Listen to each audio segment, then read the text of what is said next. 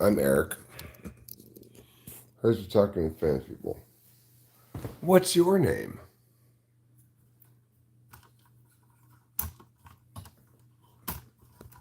Mm-hmm. Julius? Your name's Julius? Okay. That's a fine name. Julius. Like the orange. Is this man your actual soulmate? Your actual soulmate. Which man? This man right here. The answer is no. I'm not your actual soulmate. Because that would be Rachel. She already has that position, you know. She's earned it. She's taken a lot of dick from me. Um, that's not the only way to earn being someone's soulmate, but you know what I'm saying. You get the gist of it. I'd like to give you a direct answer to the question. No, I'm not your actual soulmate. Why? Look who's here. It's Chaos Fuel and Good Time. Good Time wants to know how many donuts left. There are 7 donuts left still. I'll probably have a donut this morning. You are first, Chaos Fuel. You win the race. What is a soulmate? A soulmate is when two pieces of an iceberg that are broken apart reconnect and make an ice hole. Okay? Rachel and I are ice holes. We're a couple of ice holes. And Chaos Fuel, when you become ice hole and reconnect with your missing half of your iceberg, then you become one soul. Namaste. Namaste. I hope that answers your question. I think it does. Probably the best answer to a question anybody's ever given.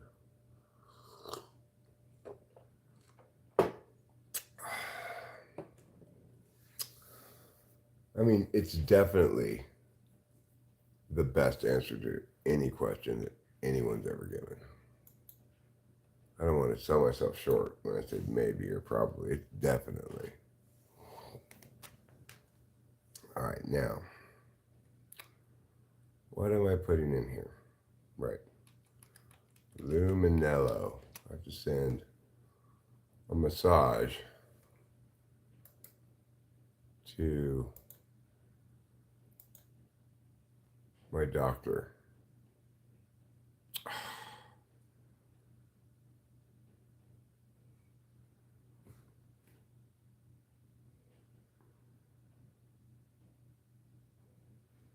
I sent to my email.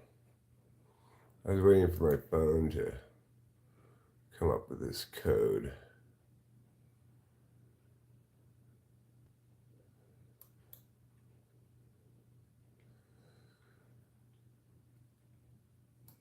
(995-413). 995-413. That is the code that you sent to me. All right, fine. Compose new.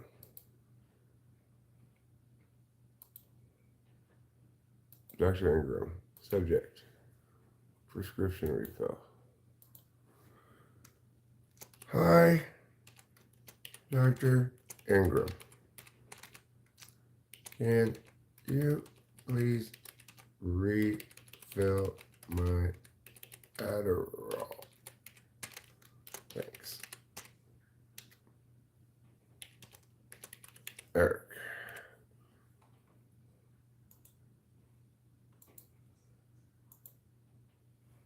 And we'll send that. Why can't I send it? Oh. Eric Strauss. Regarding Eric Strauss. There. I've sent that message. That's the main number one thing I have to do this morning. So I'm already done with that. $10 for lamp. Are you offering to buy my lamp? It's not for sale. right? It's like these are the kind of things you encounter in a live stream. What do you possibly do with it? Charleston Whitey comes in and wants to buy my lamp for $10. My lamp is not for sale. Which you're talking about this lamp? You can get one of these on Amazon. We just bought a couple more of those lamps for the other house.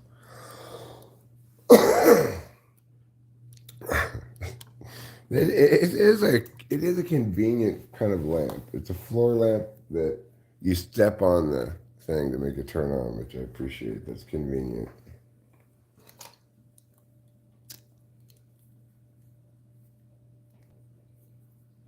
Have I ever taken Provigil, the wakefulness promoter? What's the name of the drug? Not just the brand name. Is it modafinil or something like that, or no, or if you tell me the actual, I think I have taken it. I think it's that sleep shift disorder stuff, right? I'm pretty sure I've taken it. Modafinil, yeah. It works. It just isn't speed. It'll keep you awake and doing stuff and irritated. But it's not fun at all.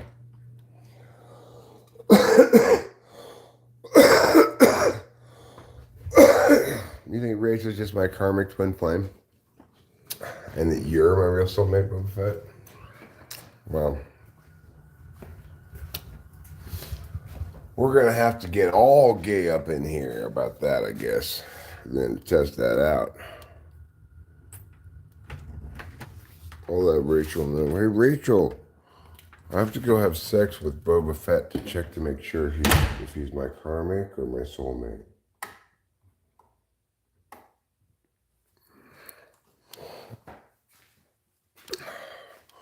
I'll be right back. I'm just going to India to have sex with Boba Fett. No, Eric. I was sure I had a pocket lighter.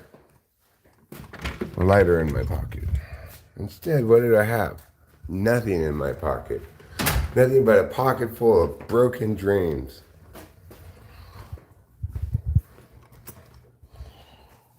That's what I had in my pocket. Broken dreams and failure. Let's see here. Mab says, let's gay it up. Okay. 54, Mimati. All right. I kind of liked it. No irritation for me, but I got a bad batch. I haven't tried it again since ages ago. Took away that looking at the clock feeling at work. Wait.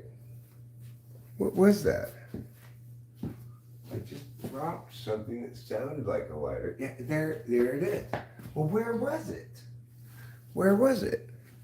This is a lighter I thought I had in my pocket. I came here, I just picked up this lighter, and then I heard this fall on the ground.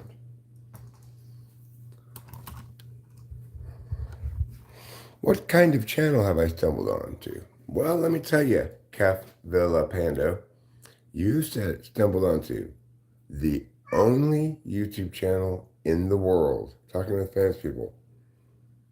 The only and therefore the best. You're going to that place again to feel all uncomfortable in a social scene? What place is that? In the order of sophisticated fancy people? Yeah, you're going to have trouble really feeling comfortable there. At your meeting of the Order of International Fancy People. You came to leave a bad review. Thanks, Kay. Appreciate that.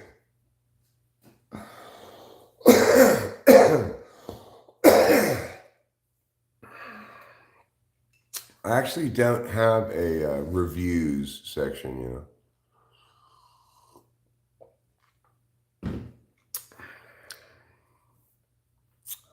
I do read the comments and stuff on Amazon a lot of times if I'm going to buy something. It's for your soulmate drawing services. Are you saying that your soulmate, you found him and it turns out he wasn't your soulmate? You found Anbor? Because if you haven't found Ambor, KE, then you don't know what a true soulmate is yet. Okay? Once you find him, make love to him, and it doesn't work out, then come complain to me. Then come complain. Okay? You think you don't want Ambor, but maybe when you see him in person, you'll realize that's the buggy, is what you're going to say.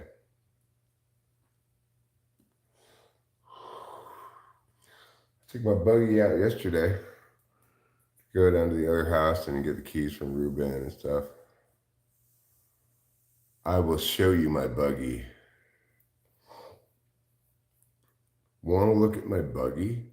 It's a good pickup line. You know, Twin Flames is where it's at. Oh.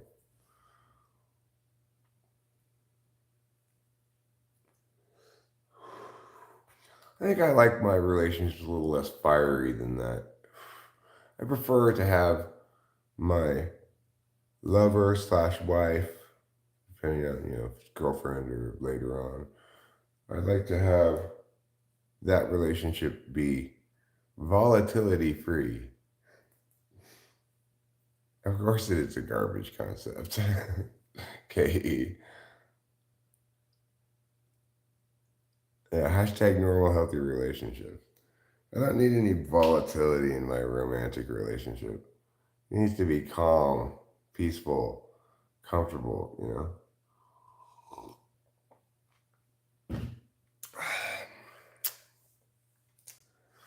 The key thing that's a critical component in any good, healthy relationship is that both parties ultimately want the other person to be happy rather than wanting the other person to be what they want them to be, I am one of a kind.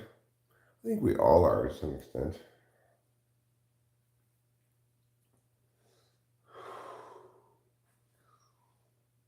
Like, I'm not the only Eric Strauss in the world, but I'm the only son of David and Jane Strauss.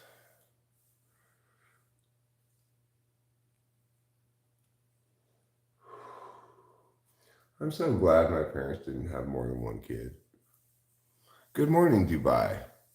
Welcome to America. I am currently in California.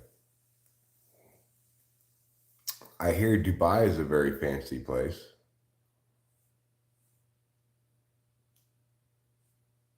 Most men don't want relationships. Well, I do. I've always been a relationship person. I hate dating. In the past, that has meant I just got with whatever chick.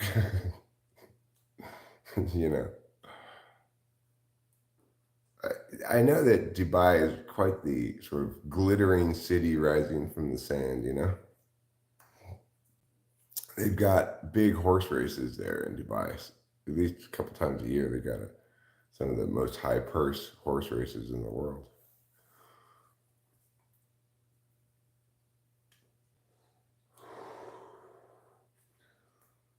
The thing is, I like the idea of Dubai, this glittering kind of city, etc. That's, like you say, adult Disneyland. Except KE, we already have an adult Disneyland in the world. It's called Las Vegas.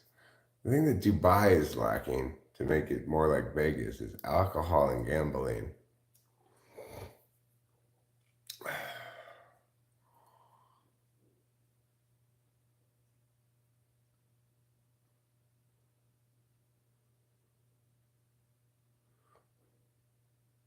Oh, it does, huh? Well, good for Dubai. I'm impressed. I didn't think Dubai had alcohol because it was a Muslim country. I mean, I know Dubai is not a country, right? But it's in a Muslim country.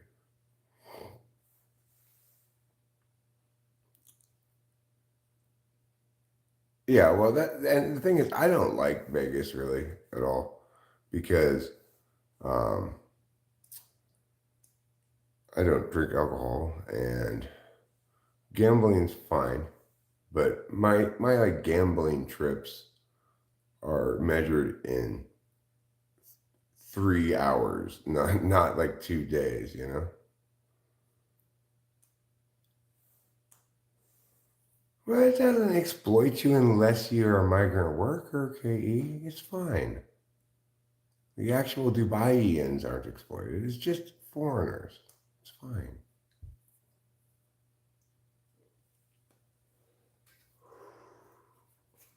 They don't count.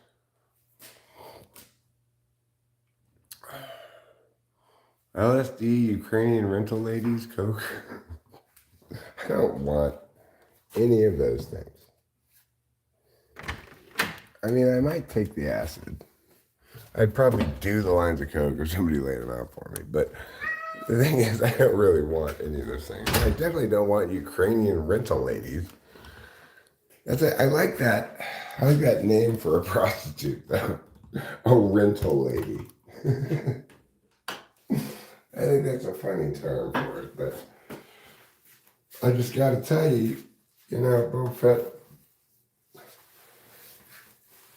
no good stems from a coked out night with Ukrainian rental ladies.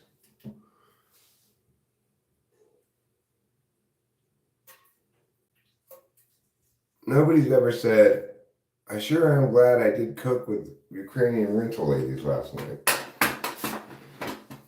That was a wise decision. Nobody ever says that.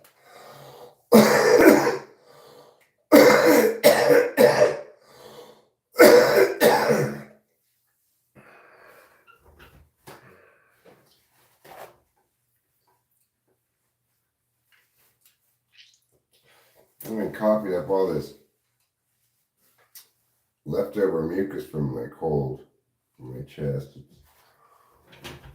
I have a very productive cough, which is good, but there's a lot of productivity to be coughed, which is not so good.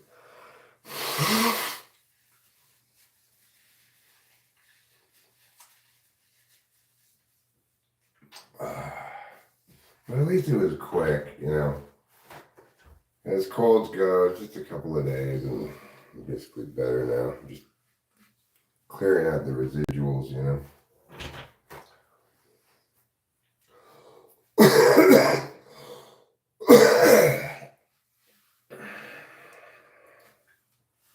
So about 9:45, I'm gonna have to leave to go to the other house to meet the septic tank people.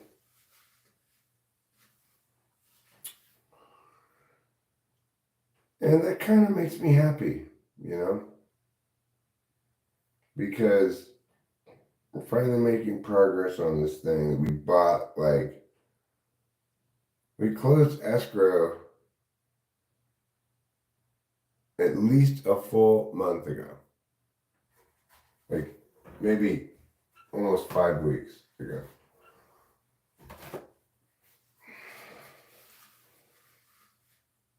And we made zero progress on the whole thing until Ruben and Acacia occupied the place. But we were making zero progress because I was waiting for money to go through. So I shouldn't really be too upset. But I kind of fixed some things myself without meowing, you know. But whatever. I'm not going to get all upset at myself for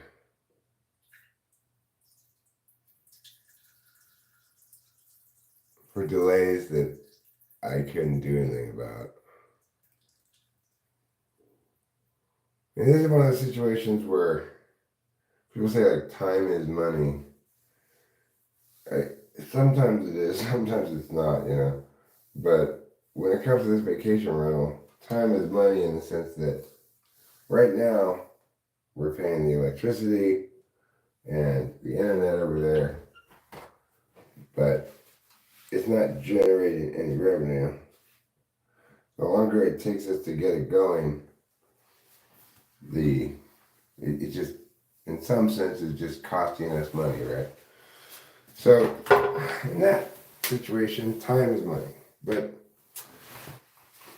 I'm not sure I like that statement in general. Time is money.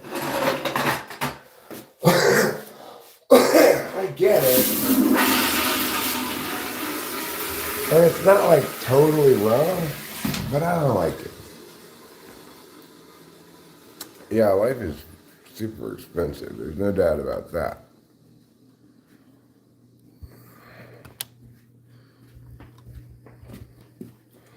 Kay's an Arab princess. Is a princess who's a bitch?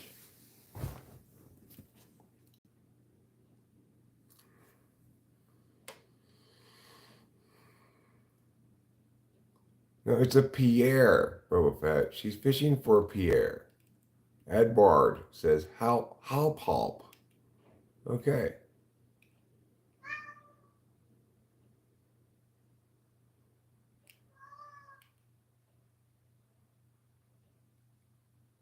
It's been a very long time since I've been to Thailand.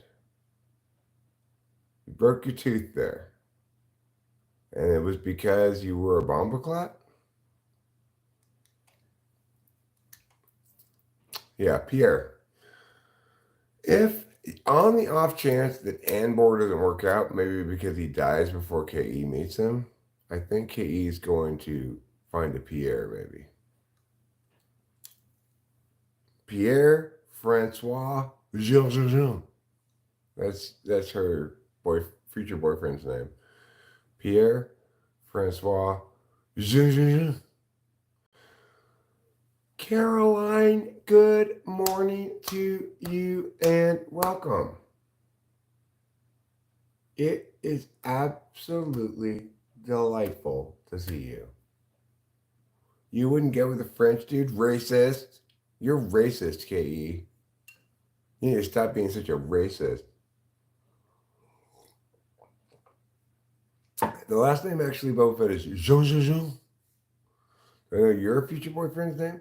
Would you like me to draw a picture of him? And then I can channel his name. Mavis. All right. Let's draw a picture of Mavis's boyfriend. Future boyfriend. Pierre Francois Jean is his name, okay? All right, Mavis. Uh-oh. Looks like you got a bit of a long hair. Maybe a heavy metaler. Maybe a hippie of some kind. I'm not sure. Get a job. Cut your hair.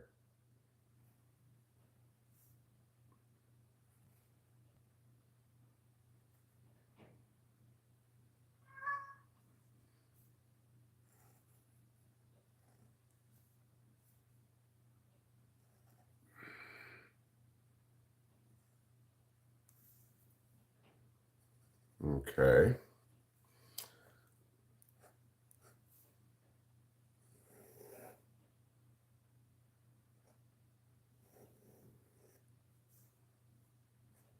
Okay. Looking like this, yes. It is looking like this. Mm-hmm.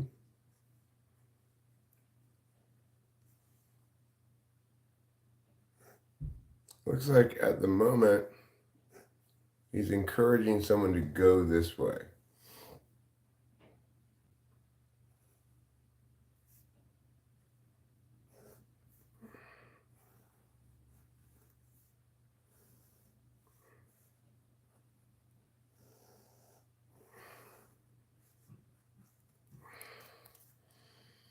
All right, what is his name now?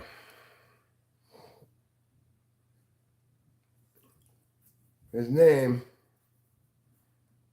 is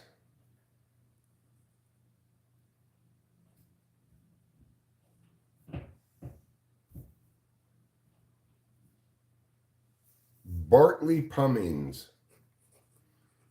Bartley Pummings.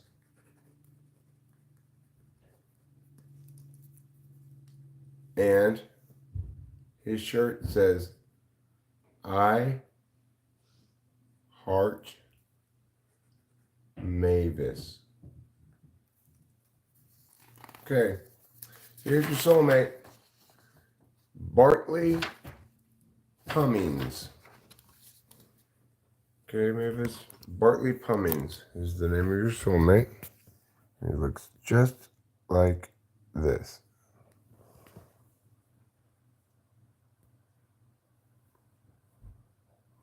Bartley Pummings. So, now you know. The important thing is that you know the truth finally. So you don't have to live surrounded by this veil of ignorance, you know. I know you love him. He's your soulmate, Mavis. You two were meant to be together like this.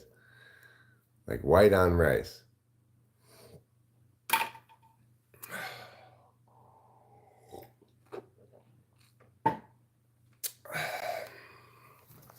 So anyway, Mavis is going to be looking for Bartley Pummings going forward.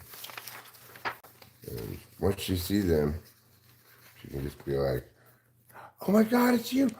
Bartley, look, I got your picture. It's you. And he'll go, oh my God, Mavis, I've been dreaming of you. My spirit guides have been telling me to go this way.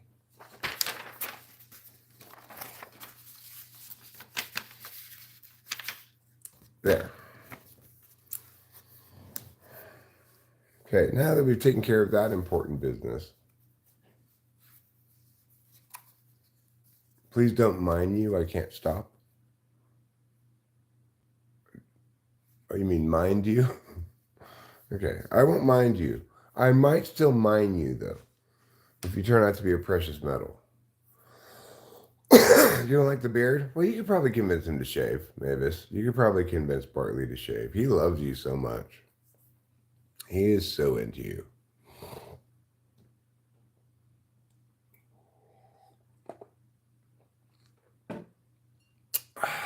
He's pretty tall, it looks like. I don't know exactly how tall, but he's probably not quite as tall as me.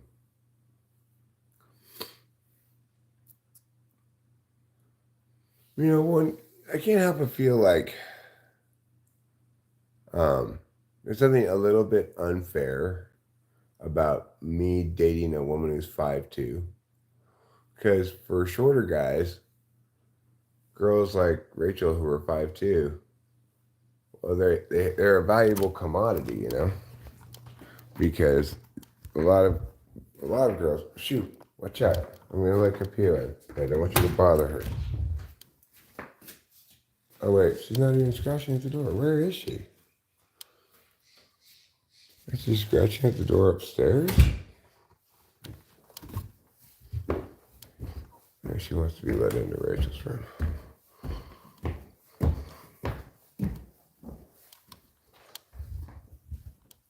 Here you go, sweetie.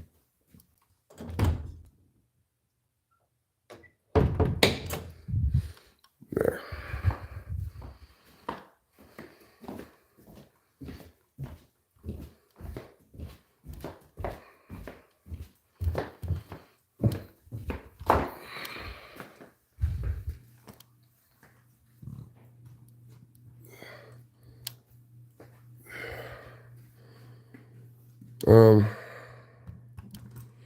So what was I discussing a second ago?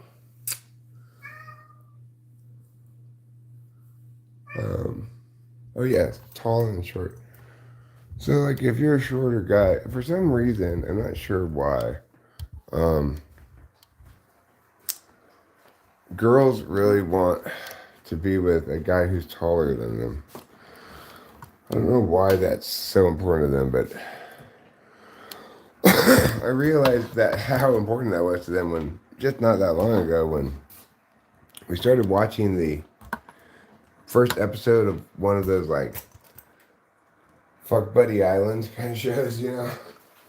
Um, and literally every single one of the girls, the only commonality among them all about men they liked, what kind of man they wanted, was that he'd be taller than them. It's like, how horrible. How horrible for shorter guys. But anyway, so that's why it feels kind of unfair to me for me to be married to Rachel, who's 5'2", when I'm 6'5", and it's like, in the dating economy, I should, in theory, like, use up a woman who's too tall for most guys. You know what I'm saying? That'd be most fair. But too bad, because I don't want those women. I want Rachel. And it's not my fault that she's 5'2".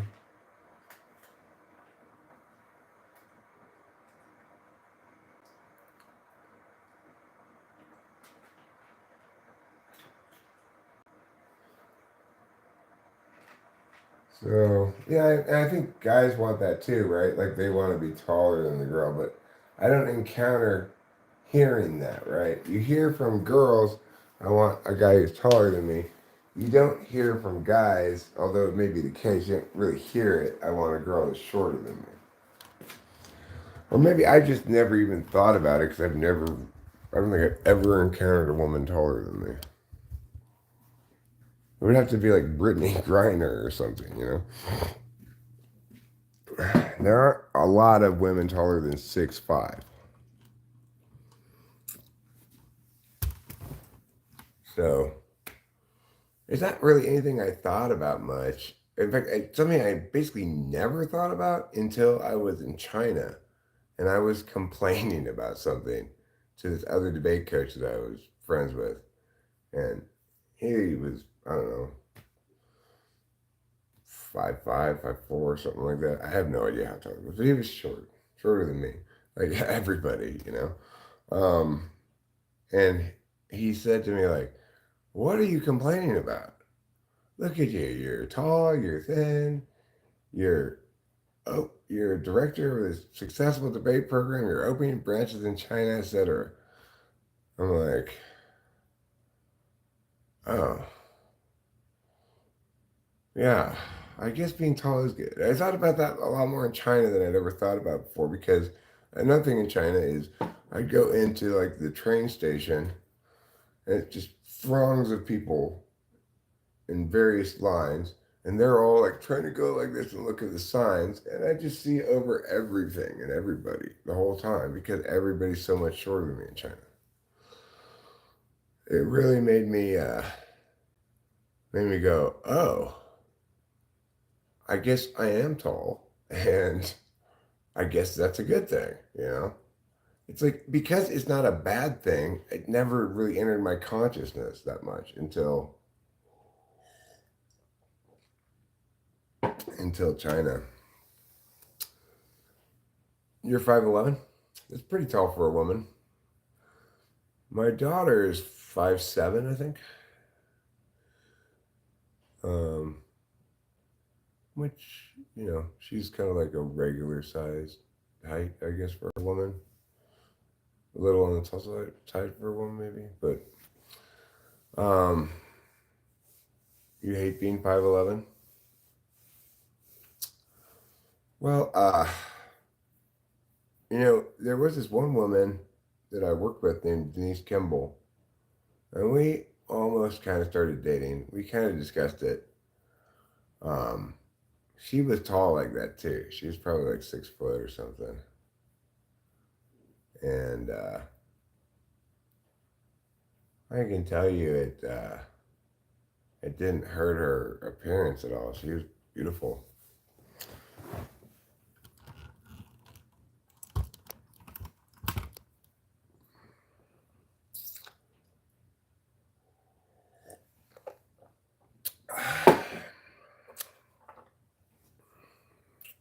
And so, Mavis, is it important to you to get a guy who's taller than you? Or are you okay with getting a guy who's shorter than you? Good morning, Blue Elvis. I will have a good day, thank you. You have a good day as well. At least try this. Don't have a bad day. Okay? If you just have a medium day, that's okay, but try not to have a bad day.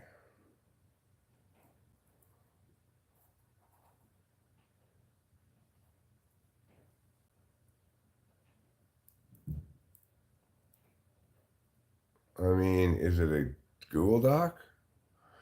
If it's a Google Doc, you can share it with my email. If it's a video, I can make you a mod and you can share it.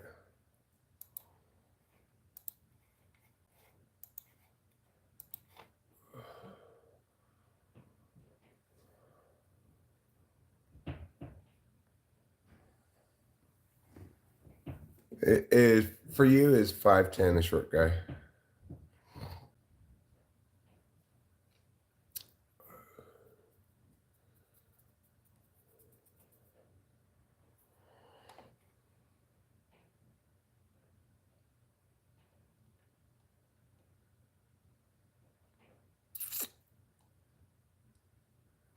Okay.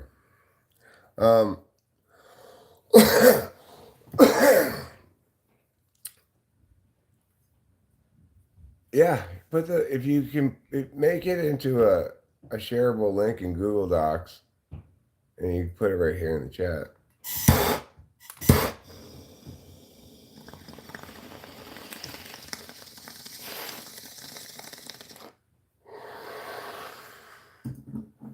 I'm assuming you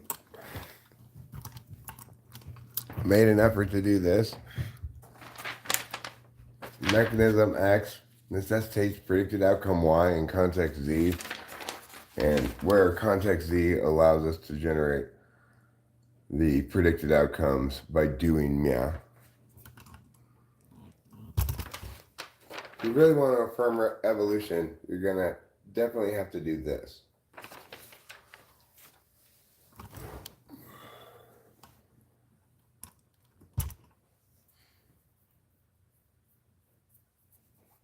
You learned 6th grade biology today? 420 blaze it. All right, I will. Harold no, I would not say that Boba Fett was one of my best moderators ever. Although he does not get the title of worst moderator ever, actually. That would be unfair to him.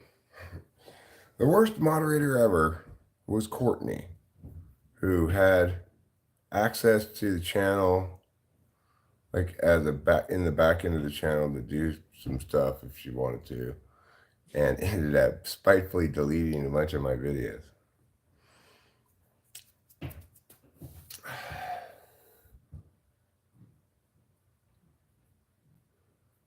So Courtney was the worst moderator ever. I don't know if she was really a moderator, but it was like before moderators, but it was a precursor to that, proto-moderator.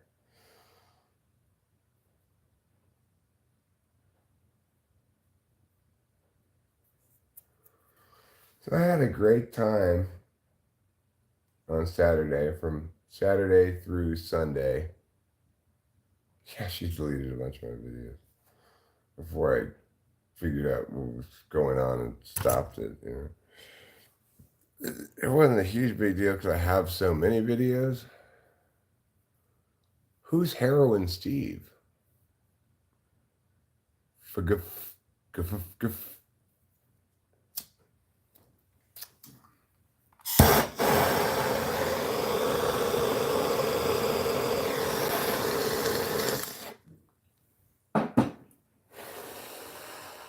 My name is Eric.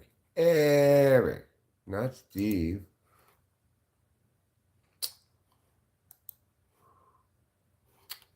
Okay, you didn't do it right. You didn't do it right. You need to make it the public link one.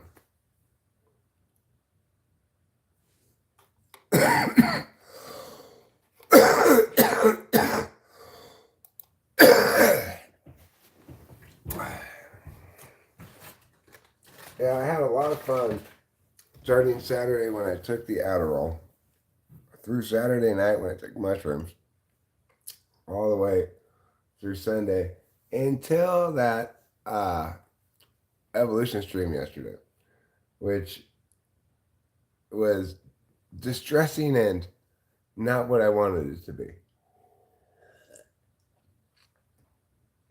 And this, most of all, is why it was distressing.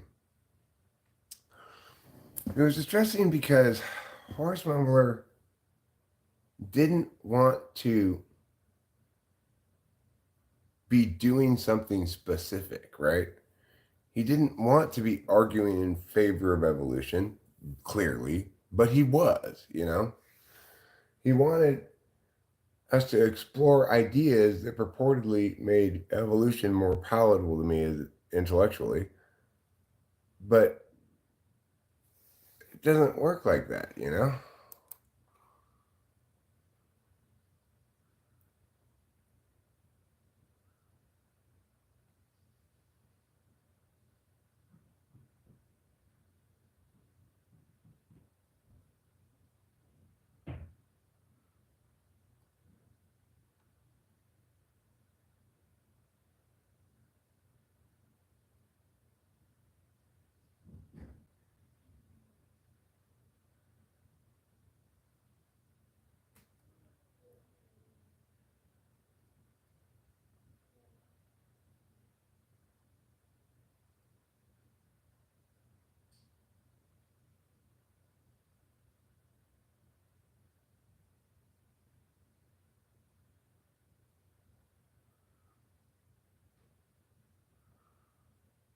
Okay, well, I mean, I haven't read all of this obviously deeply at all. They're just skimming through it, but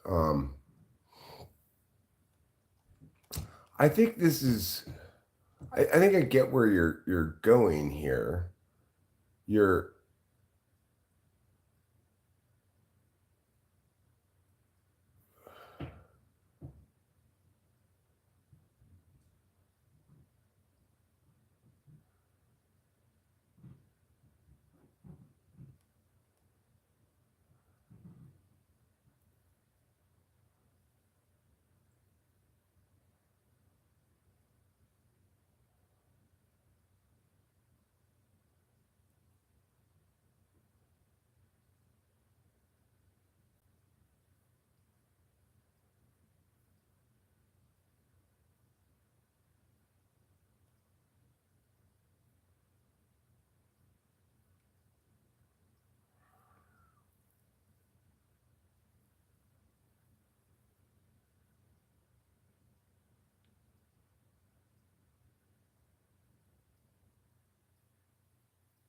well, okay. I mean,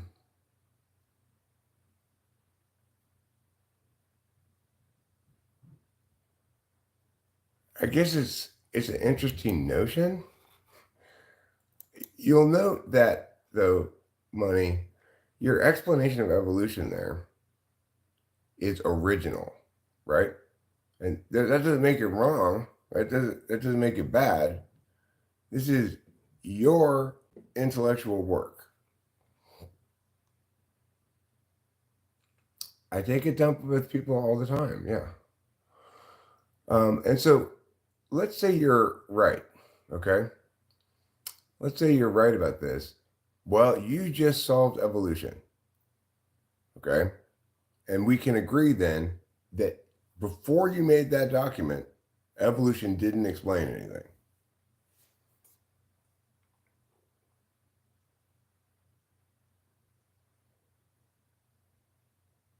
You're from Indonesia? Max Henry wants to know, what the fuck is this? This is a live stream. Michael Burke says, this is like watching Biden. I think Michael Burke, you may have the same problem as Biden because you can't distinguish between someone who has dementia and someone who very definitely does not.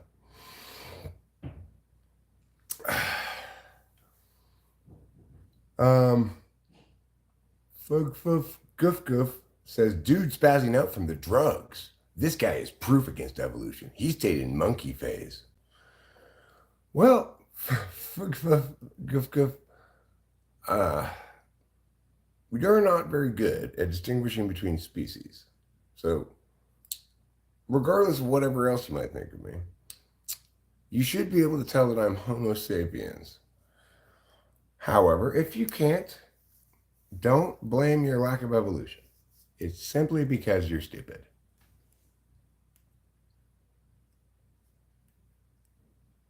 So then, Money, you agree that prior to you figuring that out, let's say you're right, that evolution did not explain speciation, that all the work of all the evolutionary scientists, Darwin, everything was bullshit.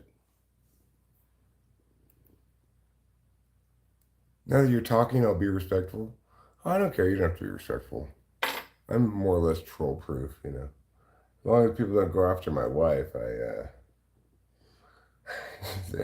they can play whatever little slap fights they want with me.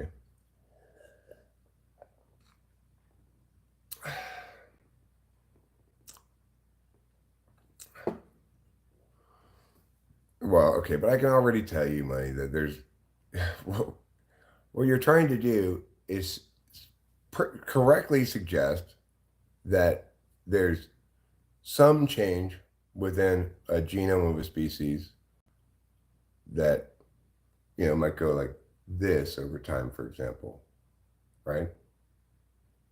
There is some change like that within a genome over time, and a genome does become sicker over time, but there's no conceivable mechanism for increased complexity that's useful by these random mutations. I get your statistical thing. You're not taking into account population dynamics. The larger the population, the more difficult it is to change the genome inherently. So you're still going to be reliant on things like Founder's effect, bottlenecks, and other obvious concentric circle bullshit. It's totally unconvincing, but it's better than what I've ever heard anybody else do.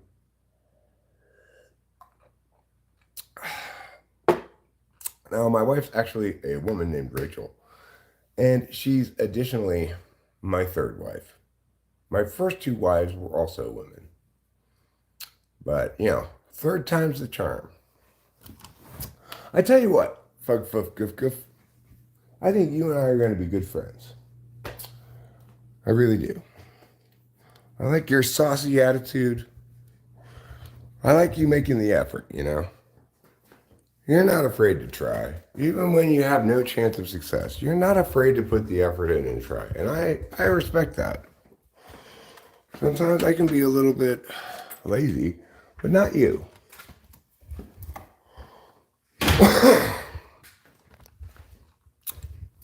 Because, after all, you are fug, fuff, goof, goof. And you're not the kind of guy who fucks around.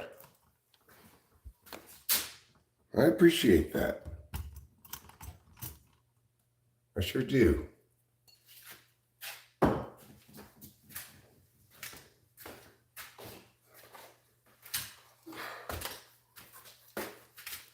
What style of affirmation are you after? Well, the thing is, Money, if you were going to actually show that evolution was responsible for speciation, you wouldn't be showing, here's a conceivable way in which a genome could change due to reproduction. That's not explaining the branch and fossil record. That's just doing what everybody keeps doing, trying to beg the question regarding evolution. It needs to establish that it is, in fact, the mechanism in ways that we can test.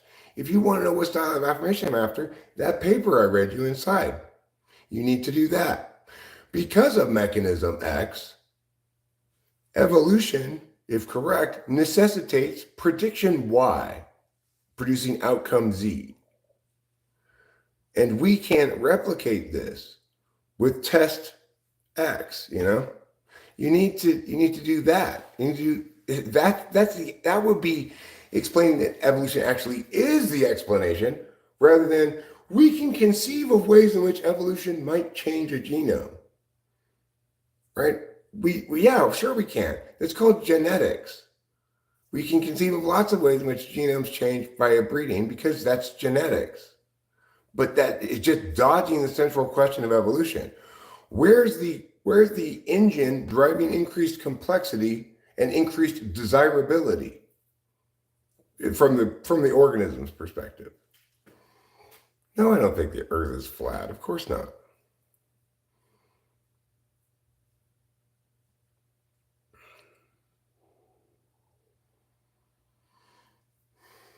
I'm not a creationist either, obviously.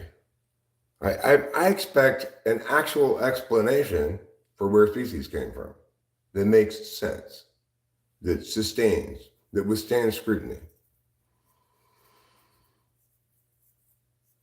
Okay, well then, listen, if you're trying to avoid actually being able to test what you're saying, in other words, if you're trying to avoid it making predictions that we can replicate the mechanisms in somehow and validate it, then you're not doing the job of the explanation. Because it became increased complexity is the number one thing that is suggested by the branching fossil record, from which Darwin and others have intuited that therefore this, genomic shifting evolutionary process results speciation. There is no theory of creationists. That's not an explanation, okay? That's just, and then God made everything. If it were an explanation, it would present predictions that we could test.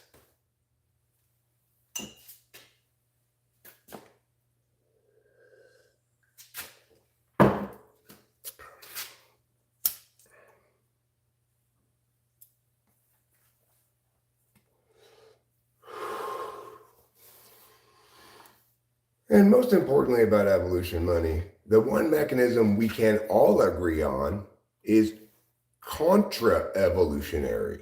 It's that variations too far from the genomic mean of a species die. That's the one mechanism of evolution we can all agree on, is that it pushes things back towards the genomic mean, not further away from it.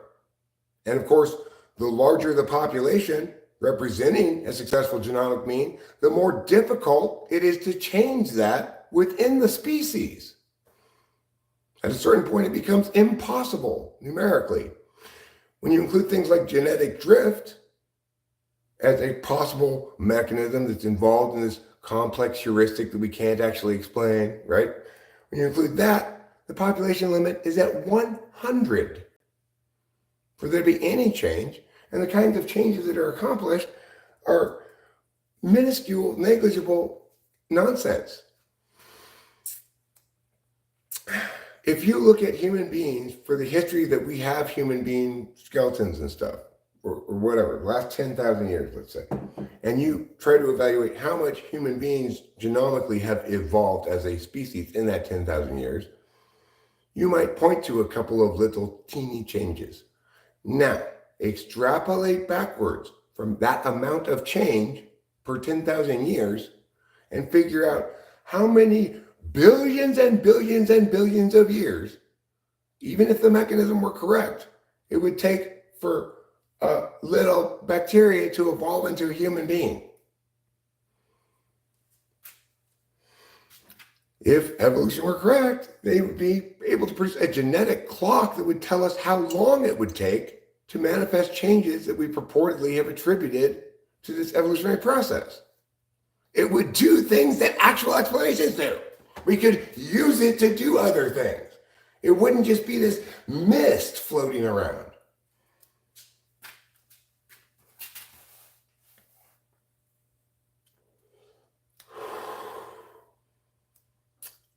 You know?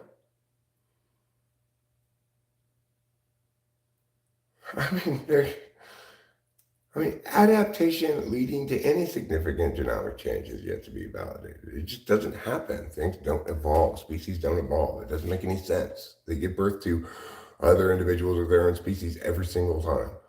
They never give birth to something halfway between themselves and something else. If they do, it's a horribly deformed mutant and dies instantly. Hi, Anager.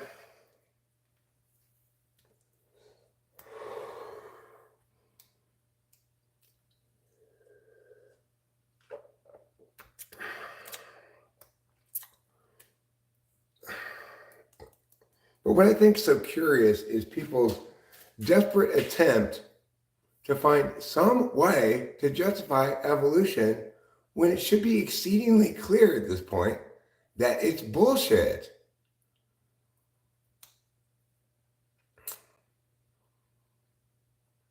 Well, like,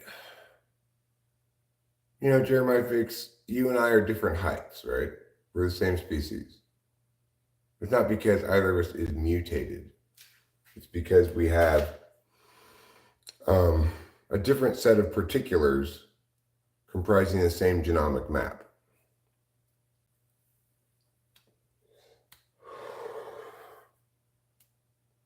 What's the time at my place? The time is 7:09 a.m.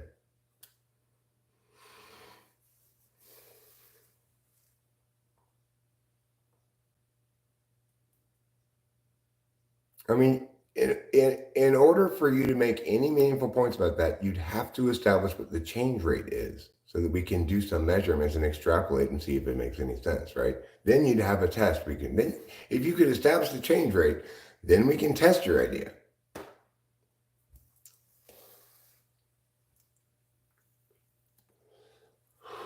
Am I rich? No. But we're, I guess you'd say, financially secure / independent.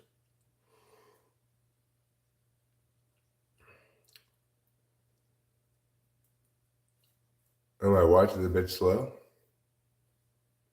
It's not 7:09. I'll look inside when I go inside and look at the clock. And now, right now, I'm smoking a Marlboro Red Short, the world's finest cigarette. American Marlboro Red Shorts. You can't get them in any other country. They're all different in other countries.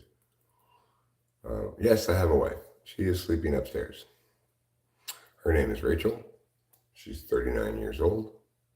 And she is 1 foot 3 inches shorter than me.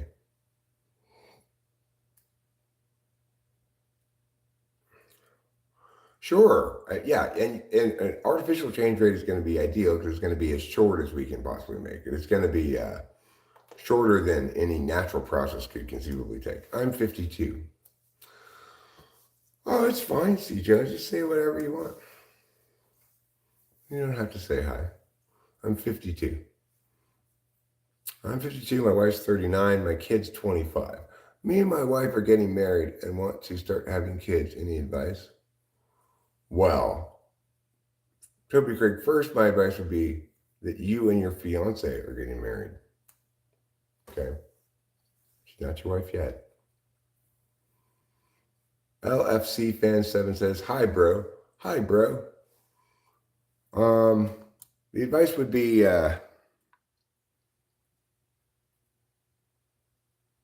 just remember that having a kid is you're saying, here, for the next 16-ish to 18-ish years, I'm going to have to be focused on this person much more than I imagined ever, which is great. It's like I loved being a father and raising my kid. And for portions of the time, I was a single father. Her biological mother wasn't super interested in being a mother. Can you please say my name? Ismail Al-Aqua in an American accent? I don't think I can say it not in an American accent. Well, thanks, C. Jones. Have you had a good day? I woke up not super long time ago. I've been live streaming basically since I got up. And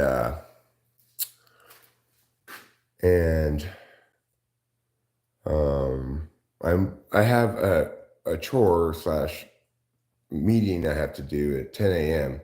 I need to go to the house down the street, the vacation rental, and wait for the septic tank people who are going to come inspect the septic tank again, even though it's been inspected, and give me their estimate on it. Because I didn't like the septic tank people that the previous owners had brought in to do the inspection.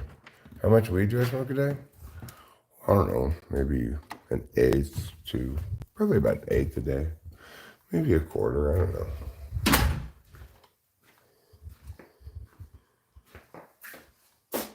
I don't keep track.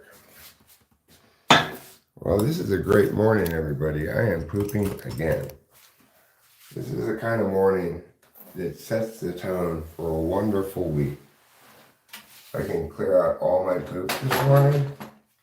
Oh my God, I've been needing to clear them out all for days.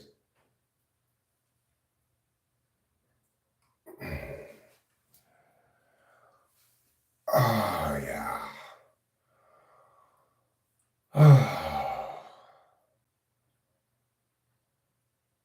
It's like nothing good emerges from being constipated. It's like, here, I'm going to take a 10% tax on your overall vitality, well-being, and happiness by making all your poo stay inside your body. And if it gets bad, it's like 20% tax, on all good things of life. Why? Because your butt is full of poo. And you feel uncomfortable and I'm serious. I need to start getting some Metamucil or something like that. One of those fiber things that you drink. So I am not so constipated all the time. Because I just refuse to eat vegetables. I'm sorry. I'm not a cow. I don't eat grass.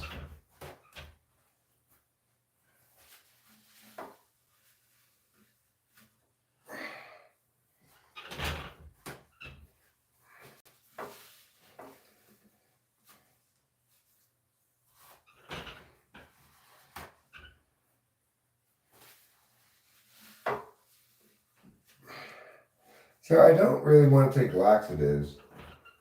So I'm thinking about getting some Metamucil.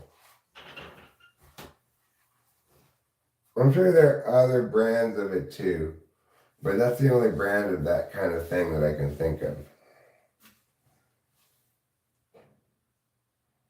I'm sure it's gross to drink all that fiber, but whatever.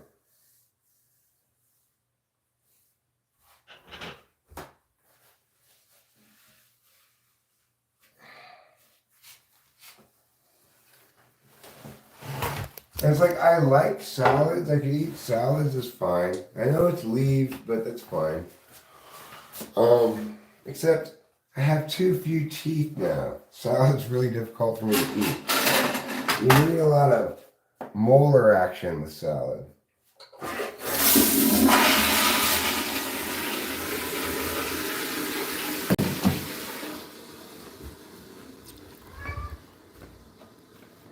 Hurry up, Eric. Okay, you.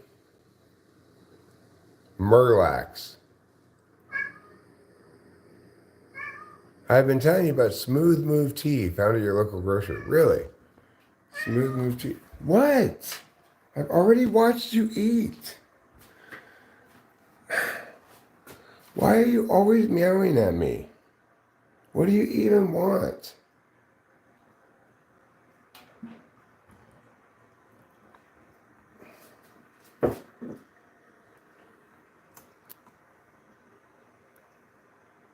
You just want me to pet you? You don't even want to eat? No, he wants to eat, of course. This cat, he's never too full to eat more.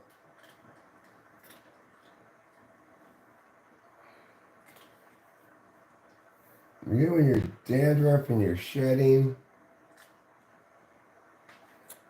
I wish you were a good kitty, then I could vacuum you.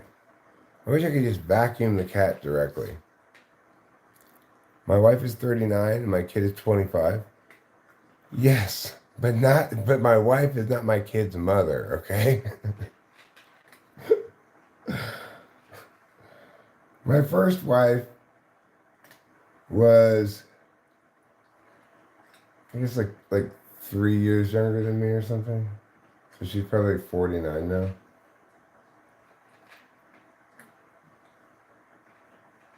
I think she was 25 when she had Delilah.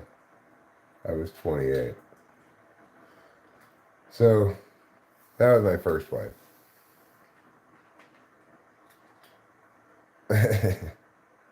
Yeah. And then I had a second wife who was basically the actual mother to Delilah, who helped me raise her and stuff. And then after Delilah got to be a teenager, then that wife and I didn't have anything in common anymore. Because the only thing we really had going was we both loved Delilah a lot. So we got divorced. And then I had a girlfriend my same age for a couple of years, 2.5 years, but she was BPD, very abusive. I had to leave that relationship.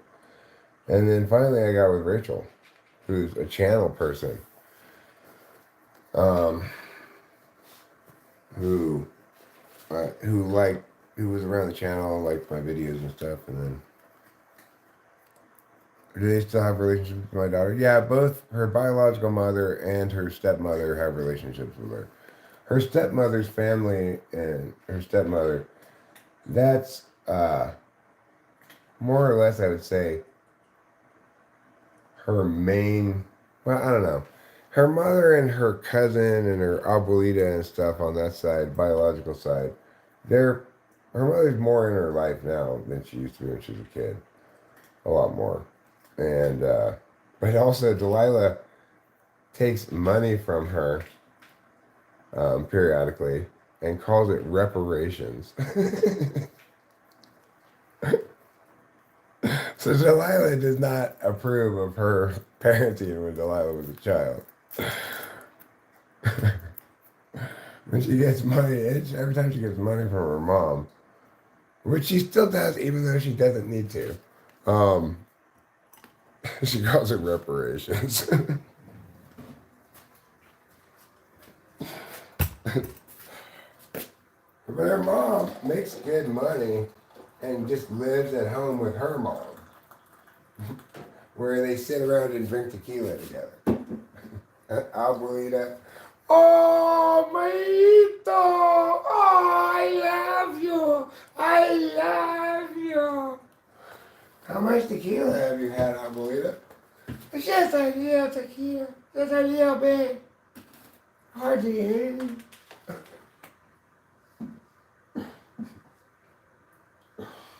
Oh, Abuelita. Abuelita was such a fun drunk. She was definitely indisputably a drunk, but was never anything but sweet while drunk, you know. Oh, I love my husband. Oh. This is a Rolex? No, this is a Timex. I got this many years ago. My ex didn't pay shit for the kid either. You know, I was fine. I didn't want child support. I just wanted custody. No, it's a Timex.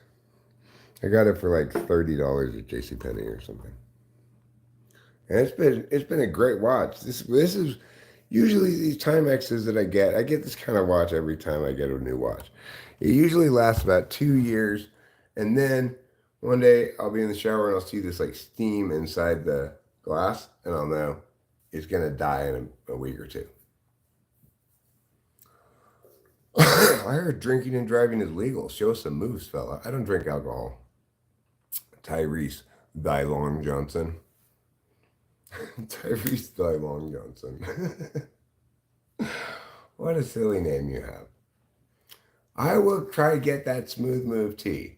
Okay? I'm gonna get it as per Simple Girl's advice. Okay? I'm gonna get some.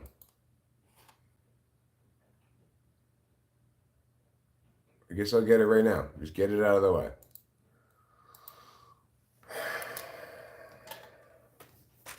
Smooth move teeth.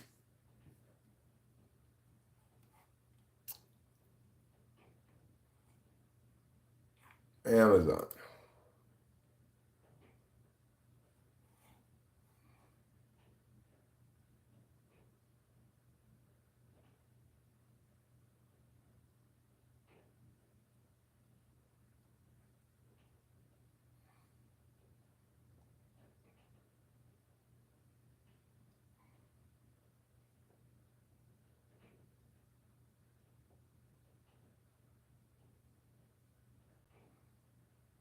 Well, why? Where's just add to cart?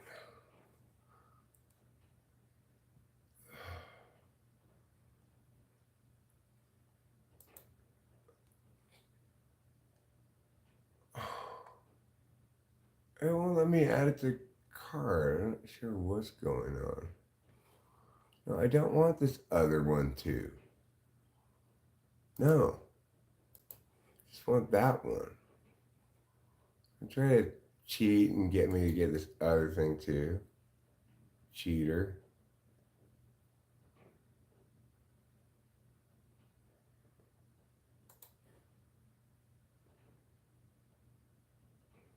All right, good.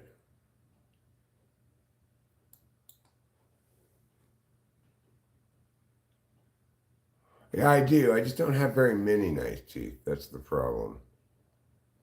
I wish I had more nice teeth. Then I'd be able to chew better. All right, you go back to sleep, Blue Elvis. Yeah, it's my first time too. Let's be gentle. Okay. I'll caress you like this. You'll like that. You love being caressed.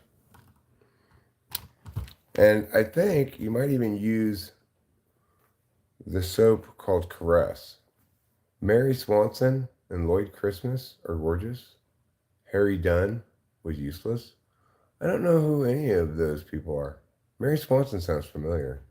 Cassio, yo. How you doing, Cassio? Lauren Hawley was sexy. I don't know her either. The boner contains no bones. That's true. It's just your wiener engorged with blood. Dumb and Dumber. Huh.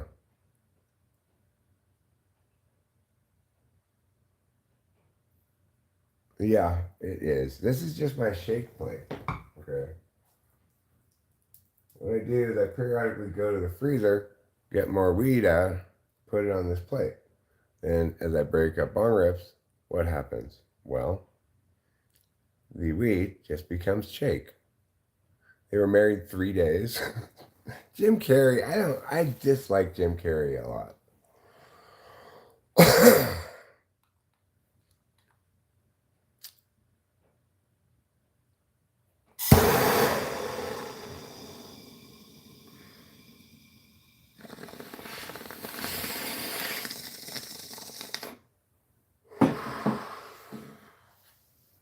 I don't think that you should know who Lauren Hawley is, though. I don't think he has any moral obligation to know that.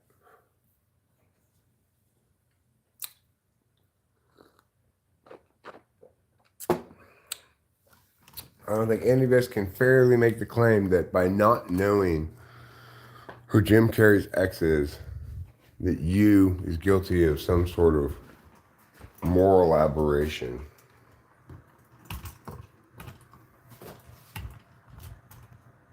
All right, what am I doing right now? I'm getting these things. Why? Because I'm currently experiencing a problem known as bong top resin phenomenon, or BTRP. When you experience BTRP, what happens is you get resin up along here, and then as you're pulling bong rips, it gets on your lips, making them taste awful and also be sticky. So, in order to resolve this problem, you need to take out your rubbing alcohol. Remember, this is just for rubbing on things. It is not for drinking. And you're going to put it in the hole like this. And then you just go like that. Yeah. Oh, yeah. Soak up some rubbing alcohol. And then you're going to gently clean. And clean and turn and clean. Just like this, and you will me. Okay? This is how you fix this problem. This is how you fix BRTP.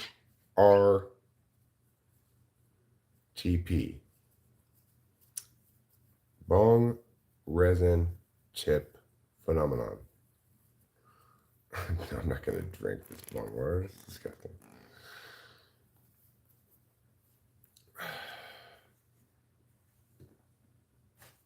Okay. So, my old wrinkly head looks like your pee-pee tip. The head of your penis has male pattern balding. All right, now that I've cleaned this, let's test it out. I don't know if I'm going to watch that or not, but I'll keep in mind your suggestion. TP for my butthole.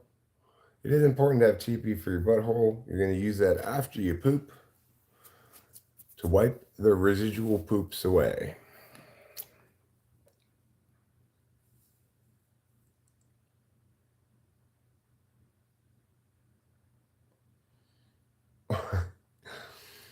Have a good day, fellow tards. I like that.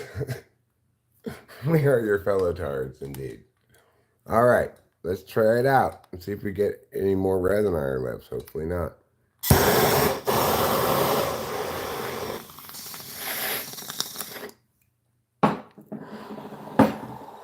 Nice and clean.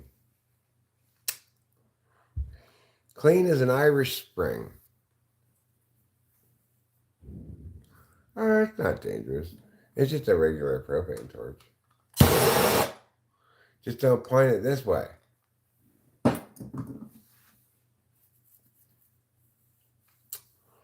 So I'm really actually quite excited about sending out a couple of these pictures to people who sent me their mailing address.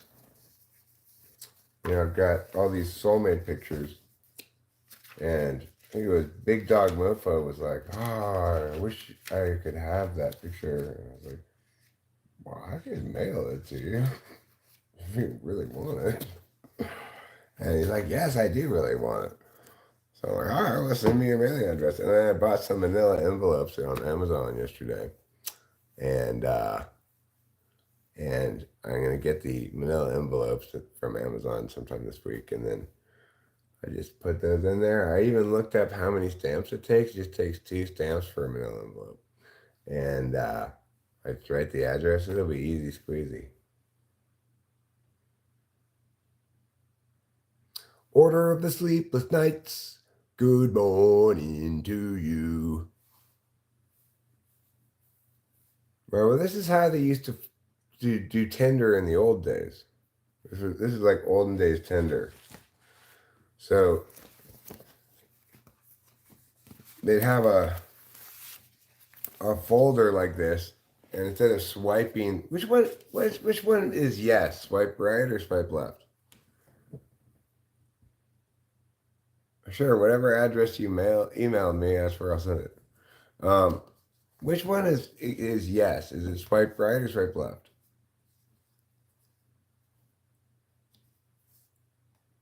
I think swipe left is yes. Okay.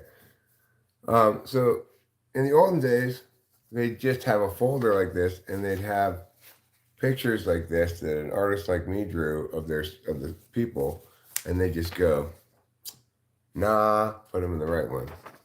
You go to the next one. Maybe put in the left one. That's olden days Tinder, you know. I tell you, I understand why Big Dog Mofo would want to have this picture of his soulmate. he probably just wants to rub one out to it, you know. She is a sexy lady. I am a bold Chinese man. How did you know my race today? I didn't even check until you mentioned that. You're right. My race today is Chinese. No. That's fine, Winston Small. It's perfectly fine for me. I already got the envelopes, and the easiest thing for me to do is exactly what I said. Just have people who want it email me their mailing address. I just write it on the envelope, put 2 stamps on it, put a return sticker on it, put the picture inside it, done.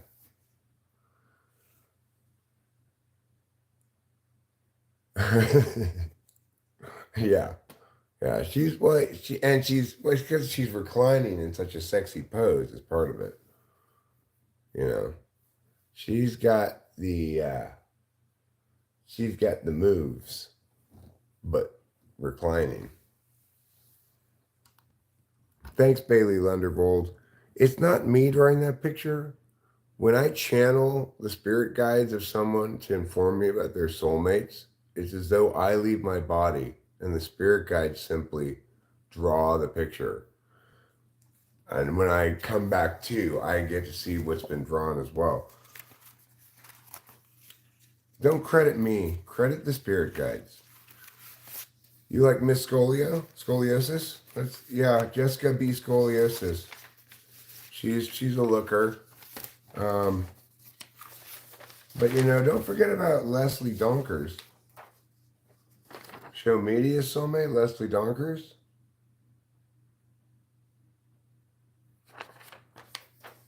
The only thing that's a little bit weird about Leslie Donkers is her boobs are pretty low on her chest, more like in her stomach, but some people have low-hanging boobs, that's fine. Actually, I think the hottest of all the soulmates is Sean L's daughter's soulmate, Toby Bobonyob. Jessica B. Scoliosis is Big Dog Mofo's soulmate. But this guy, he looks like he'd do pretty well on a dating app, right? He actually looks like a handsome guy.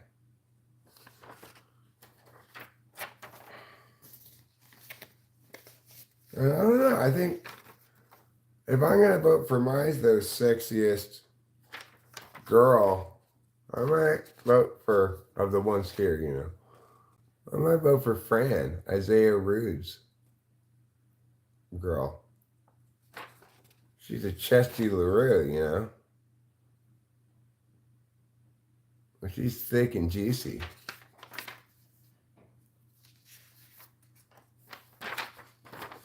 Carlos Paeva's girlfriend, Juanita.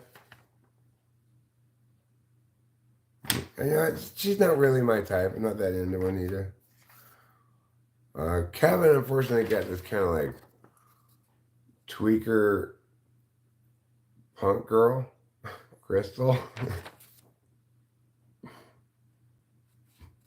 I think she's kind of like a punk tweaker.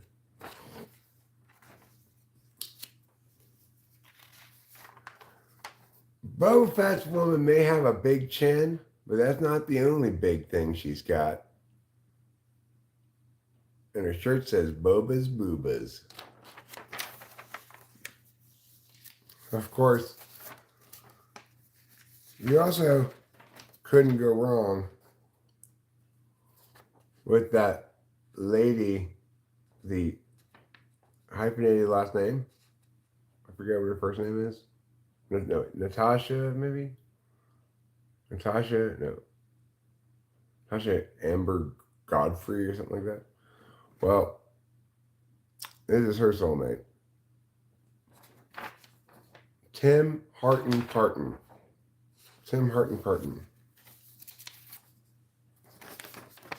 I don't remember whose soulmate is Cody. Does anybody else remember whose soulmate Cody was? Harley Quinn and Georgia Miller. Hi, you're new and you're not filler. Welcome to Talking Fast People. Yes, I get it. Your name says Georgia Myler. I didn't get it at first. Cody's a mystery anyway, so I don't know who his soulmate is. Yeah, well, there's nothing wrong with him. He just has a lot of facial hair. I also don't remember whose soulmate this guy is, but I'm especially fond of him. This is Clarkson Hughes. Oh, I'm Clarkson Hughes. Hello. Would you know what time it is? I'm trying to calibrate my watch. Clarkson Hughes. Carol, she really thinks she's a card, So anyway, let me tell you what happened next. I'm telling a funny story. I'm Carol. That's Chris Chapin's certified soulmate, Carol. But I'm not gonna lie, I've been fapping to this. I've been fapping to Sarah. Sure, at the moment she's alarmed. She's seen something that she's not happy about, but my imagination fills in this part.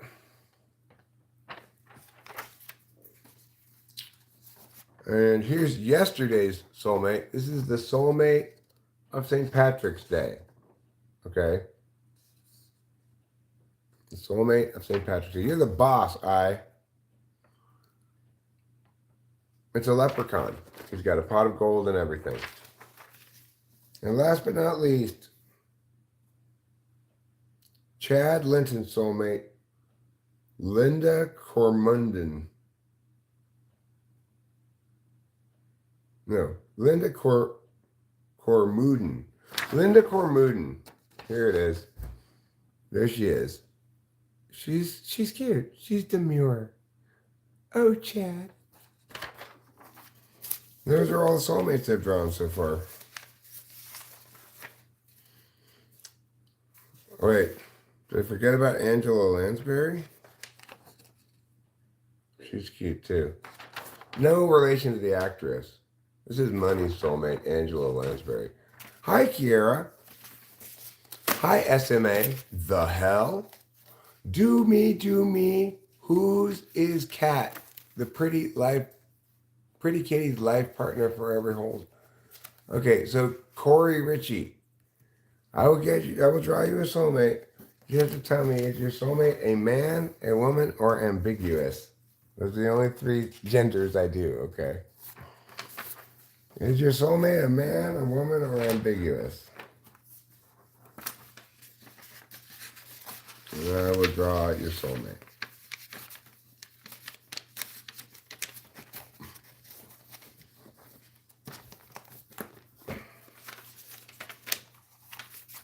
Go in there. Okay, there. It was being difficult. Your soulmate is a man. Okay. Then I will draw your soulmate. This is Corey Ritchie's man soulmate.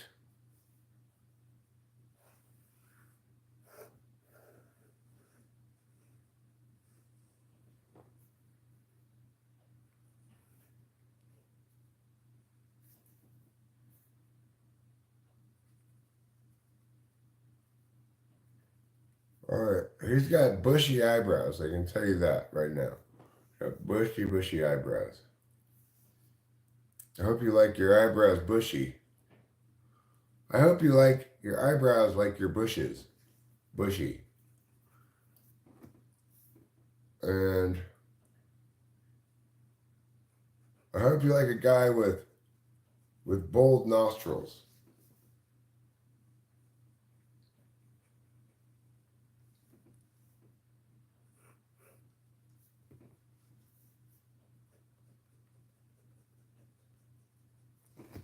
Well, he's got a very manscaped little beard and soul patch as well.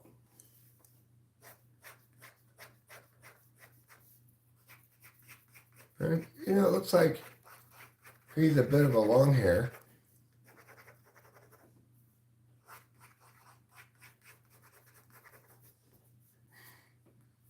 Maybe he's in a band or something, I think. It's probably not a very good band, but I think he is in a band. Uh-oh. I'm getting a sense it might be a Korn cover band.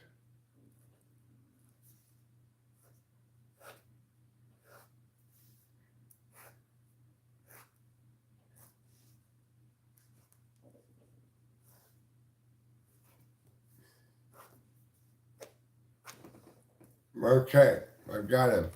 I've channeled your spirit, guys. I found your soulmate. I just need to put on his hands, or else he'll be handless.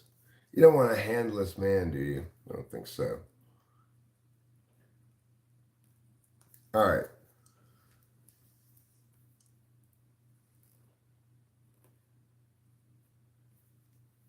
His name is Kirk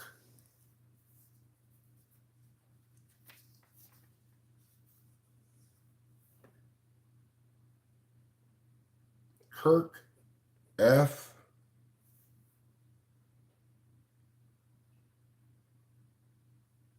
Flapjacks.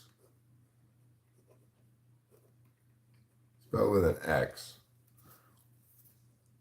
And he's got on his I, heart, and in parentheses next to it, and respect.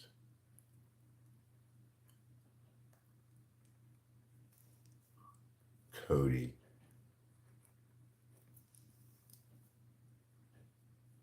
All right, here he is. Kirk F. Flapjacks. Corey, Richie, this is your woman. I mean, man. He's a man. This is your man. What you need to do is you could print out a picture of this, take a screenshot or whatever, print out a picture of this, carry this around and look for a guy who looks just like this and say to him, hey, would your name perhaps be Kirk F. Flapjacks? And if he says yes, score. You've got it. You've done. You have your soulmate. You have your life partner. You don't have to look any further.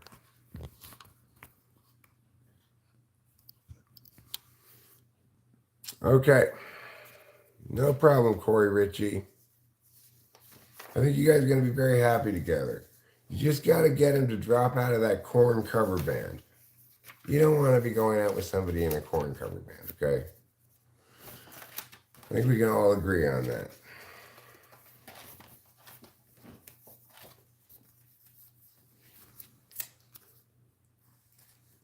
So, coffee. Let's have some coffee. That's an interesting observation, Joker Jake. He does kind of look like a jack, doesn't he? That's great. Oh, Tyra Harris, you want me to draw your soulmate? All right, well, I'll do Tyra Harris after I have a health tube, okay? I'm going to go outside for a quick health tube, then I'll do Tyra Harris. Please tell me, though, before I draw your soulmate, man, woman, or ambiguous. Those are the only three genders I do, okay? Man, woman, or ambiguous.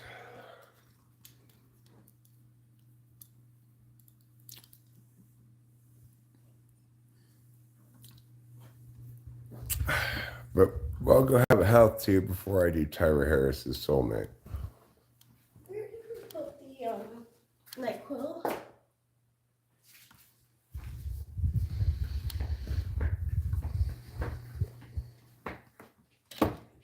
Would you like 2 more Benadryls as well? Yeah.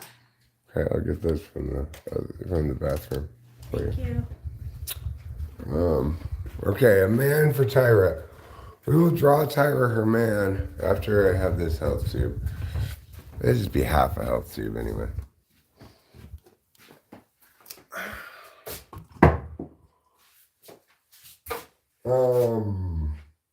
Here you go. Thank you. You're welcome. You want analgesic balm too? Oh no, you can't. Dude, don't take too much more analgesic. I don't know what exactly is in the NyQuil. This is good. This is what last night. All right, cool. If you tell me which analgesics are in the NyQuil, then I could give you a partial balm to complement it. But I don't want to double up the ones in the NyQuil. Oh yeah, no. And I don't know, so I don't want to give you anything. That's fine. All right, cool. You're welcome. Cameron got me sick. I got Rachel sick. I'm no longer sick. Rachel's in the thick of it right now because she got sick later than me.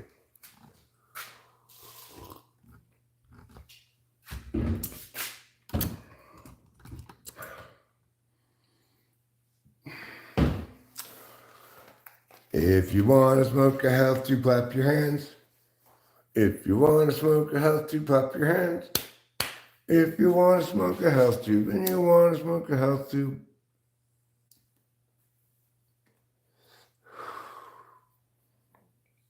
That means I want to smoke a health tube. I'm 52 years old. Read my text. Hi.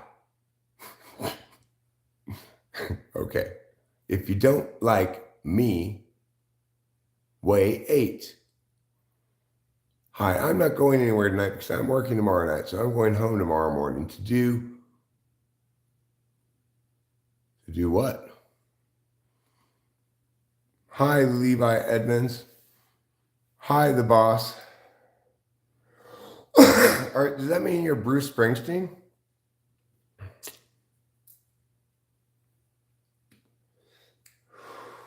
And if so, were you really born in the USA?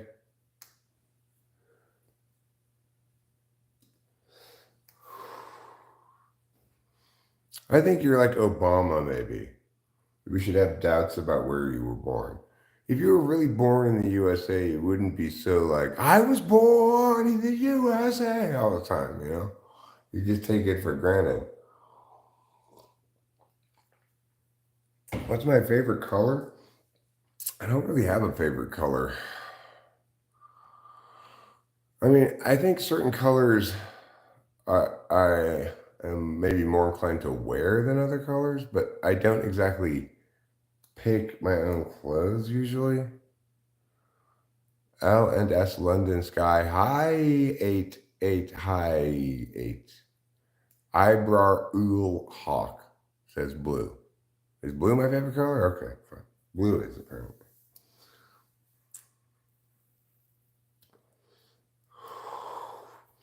I got some good news, everybody. I think I have even more poops left in me.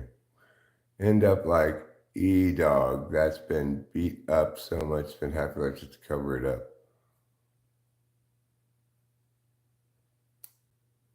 Are those the lyrics to a song?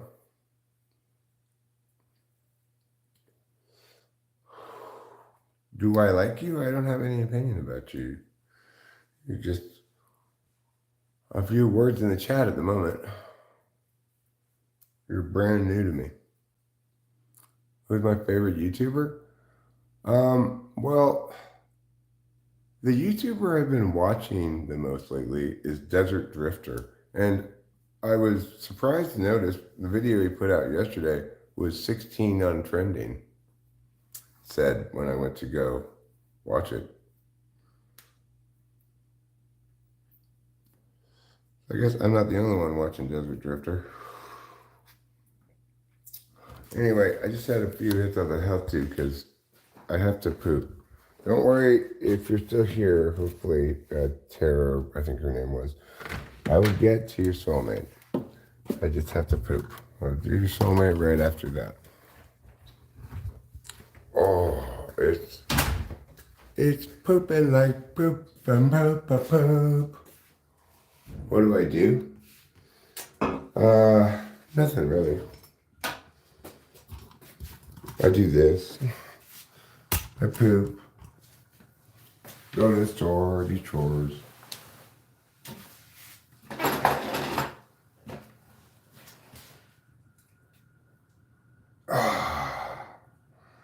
I will be working regularly pretty soon as a maid, basically, operating this vacation rental we have down the street.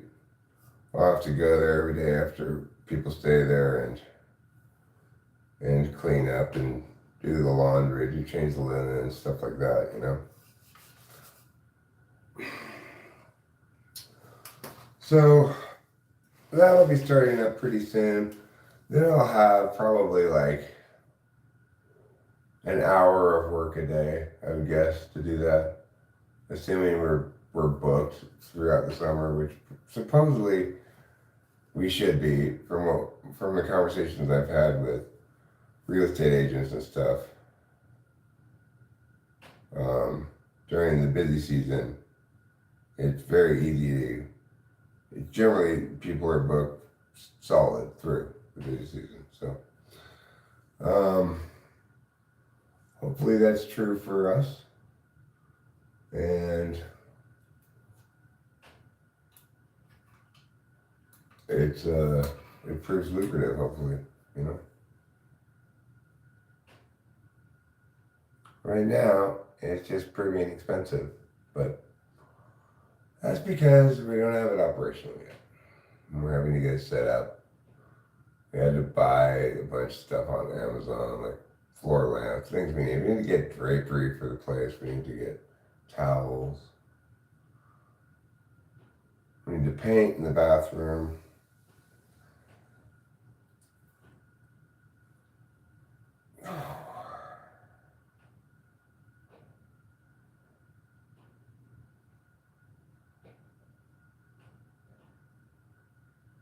I need to clean out the rain gutters.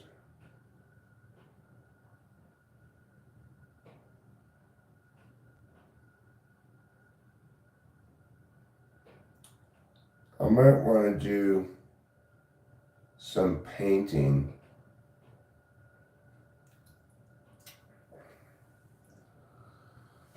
I mean, I'm not going to do it myself probably, but I'm not going to hire a painter either. I'm going to hire this handyman guy, right, who works for like $30 an hour.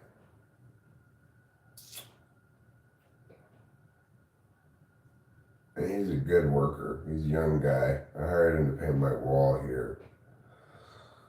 And if I hire him to do the rain gutters, that'll get done pretty quick probably. And then I want to talk with Rachel, brainstorm about whether we want to do some kind of additional painting stuff to make it pop. Like maybe paint the front of it that kind of barn red that people paint. I don't know if that's a good idea or not. I don't really want to paint the whole house. Maybe you just paint one square of the front that color and then some trim or something like that. If it would help. These kind of decisions are difficult. They require NI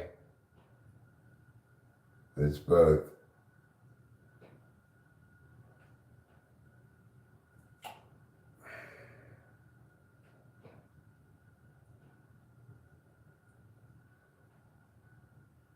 well, you know, you're trying to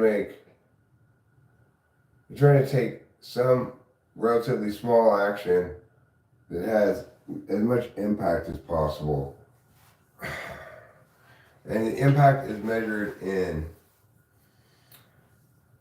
is this going to result in basically a better vacation rental owning experience, which is to say more positive reviews, fewer negative reviews, and or what's going to go along with that, which is increased occupancy in the off season. If we have a lot of good reviews and people are very satisfied with the experience, then we'll have good occupancy compared to some other properties potentially in the off season when we don't expect to really get much occupancy. But if we have bad reviews or mediocre reviews or people are just like then we'll probably have worse occupancy in the off season, right? So I'm trying to make decisions here that involve making sure that people's experience is as positive as possible without spending money unnecessarily on things that aren't going to impact that experience dramatically. So, like one of the questions I have, and it's a challenging question for me to answer, should we pave the driveway? Well, one reason it's a challenging question for me to answer is I don't know how much it will cost, but I expect it to cost about $10,000. That's a big chunk of change. The driveway is gravel, however. Are people going to complain when some piece of gravel kicks up and dings their car, you know? And if so, should I get it paved?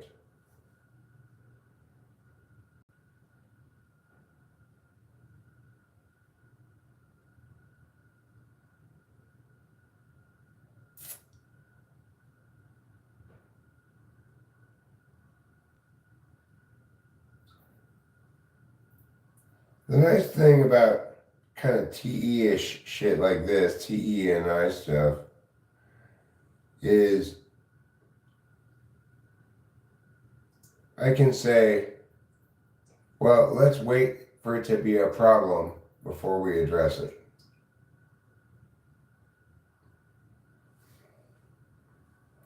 If in fact we get complaints about that or it seems to be a problem, then we can pave it. I guess that's the best answer. There's my TENI on that one. Okay, good. I've solved that problem. By saying we're not going to pave it unless and until it becomes a problem.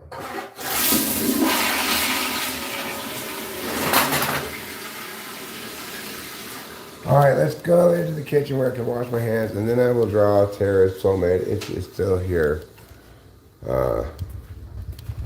Sorry for making her wait so long.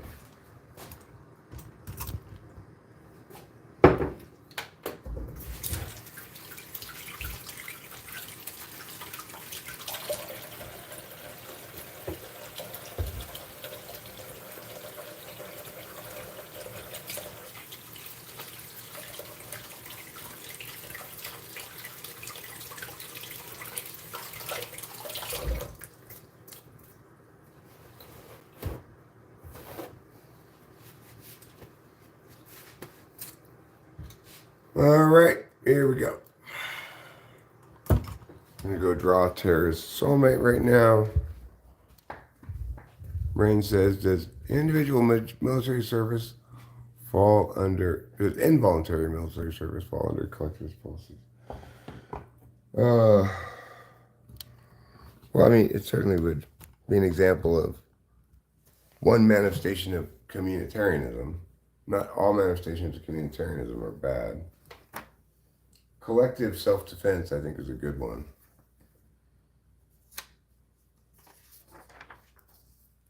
I have said perhaps in the past all manifestations of communitarianism are bad, but they're not all bad.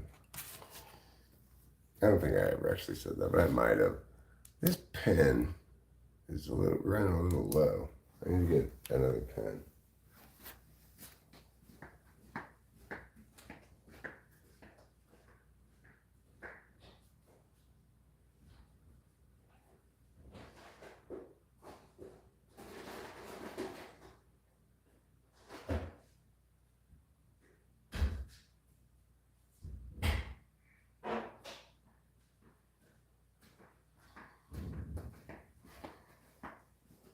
Okay, I brought a lot of pens because I didn't know which ones work or which ones don't. I'm going to just throw this one away because it's running out of ink.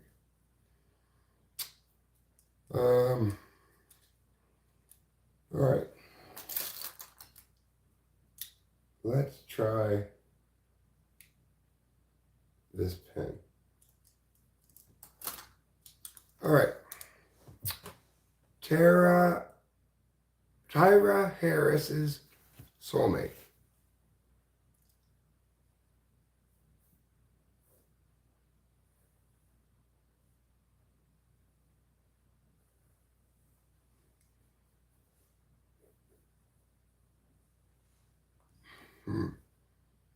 It appears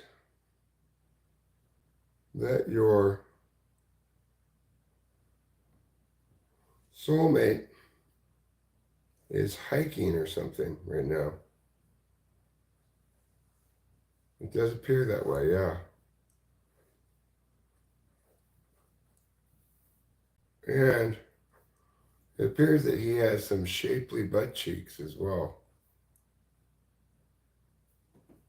But you might enjoy that. I don't know if it's something that makes you happy or not, but okay. He's got a belt with a belt buckle on. A lot of people don't do that anymore, but this guy does.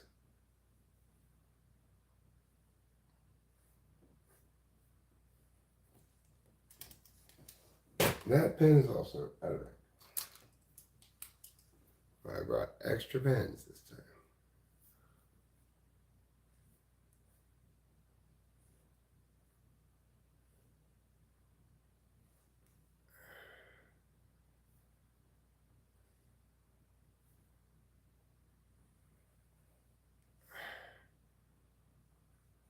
Mm-hmm. Okay.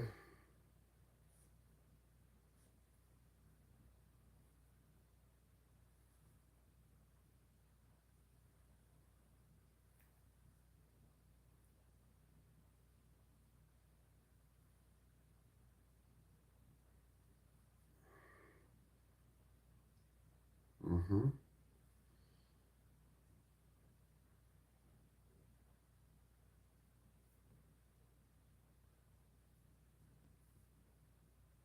He's got on some glasses.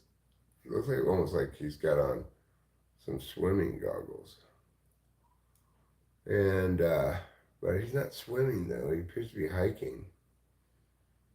He's got very short cropped hair. So, hopefully you like a man with short hair. And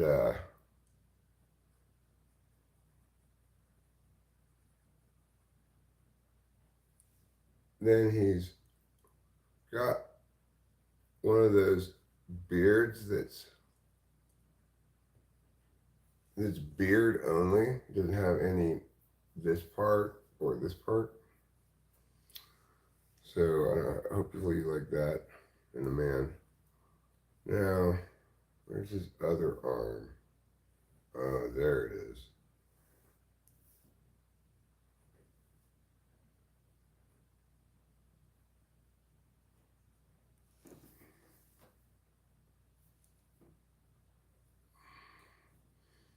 And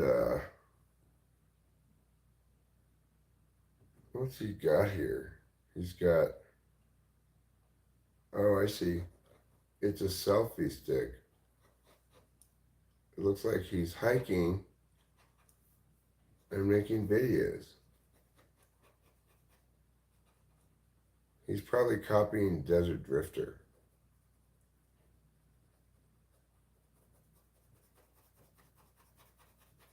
Mm-hmm. That's exactly what he's doing. He's making videos and hiking. Wow, how fun.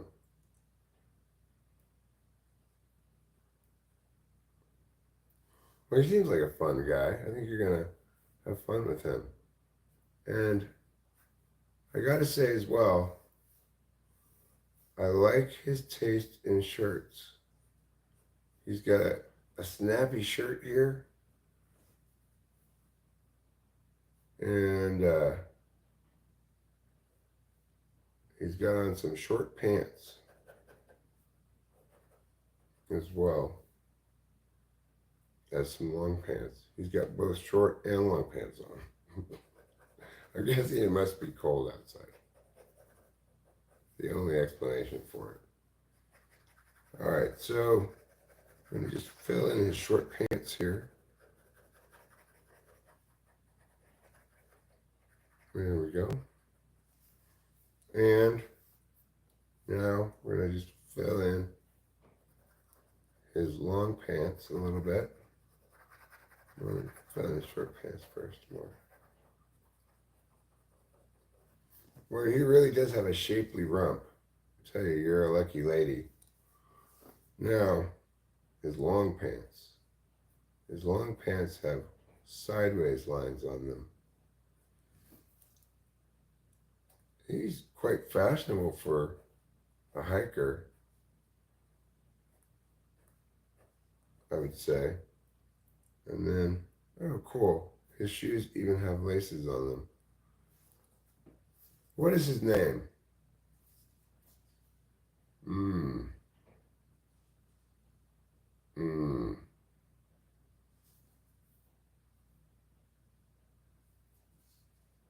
Mmm.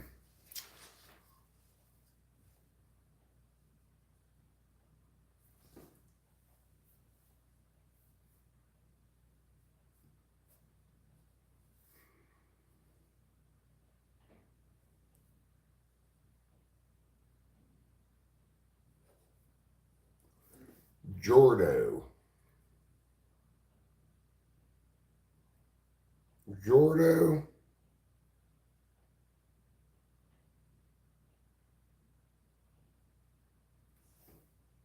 Jordo Peru.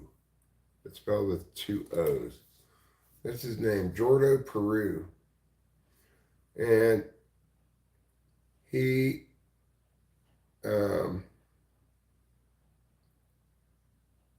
he has shoes that have your name on it. Tyra Harris. Harris.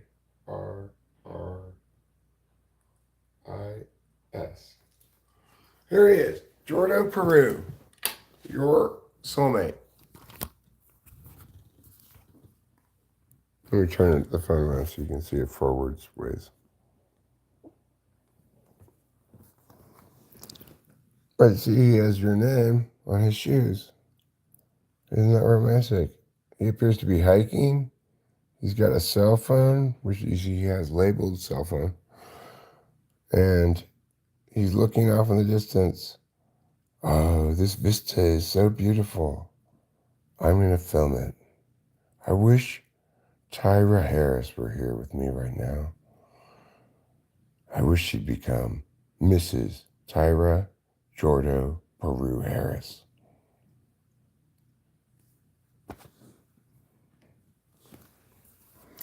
Well, don't tell him that when you meet him. Okay, Tyra? You're going to hurt his feelings if you tell him he's silly looking. And Boba Fett, you need to be nice, okay? You need to be nice to these soulmates. You know? Kirk F. Flapjacks, he's great.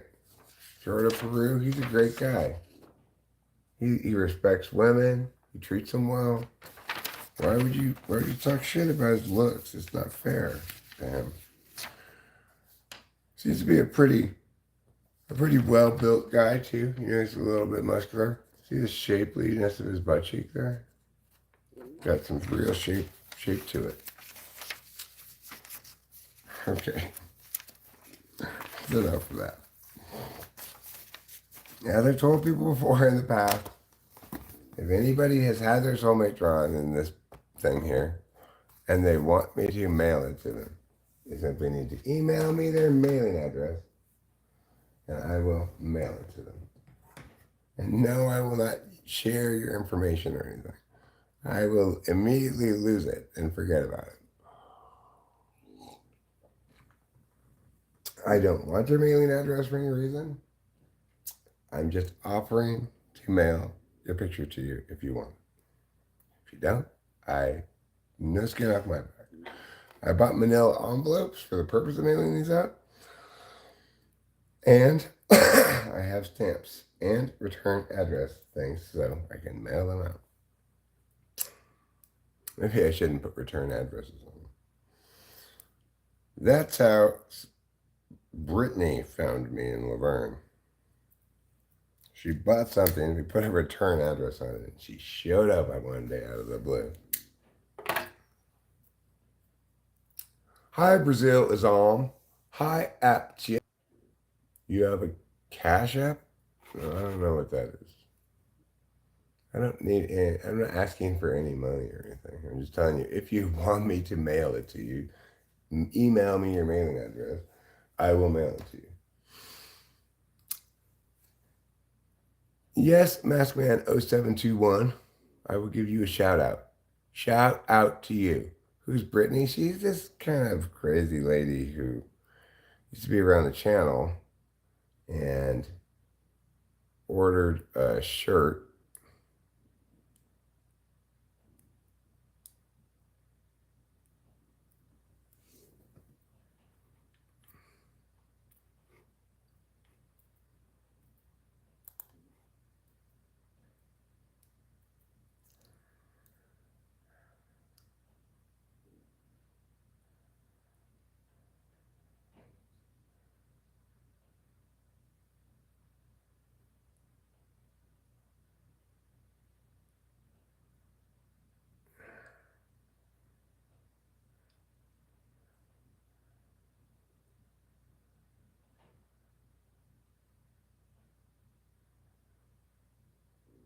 I'm glad you sent me this, Winston's mom.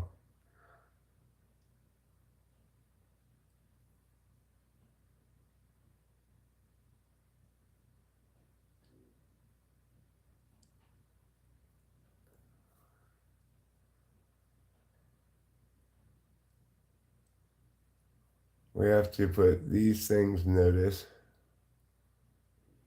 An on-site sign of not more. Oh, okay. I don't want to put a sign. Then we have to put this information.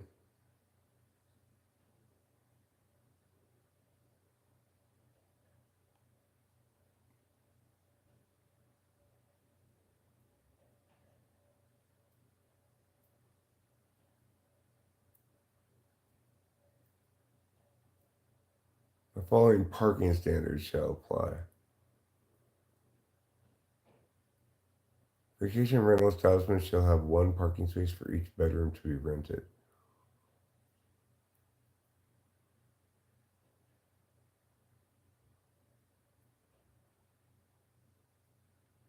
If you have to apply to the planning department, that's fine.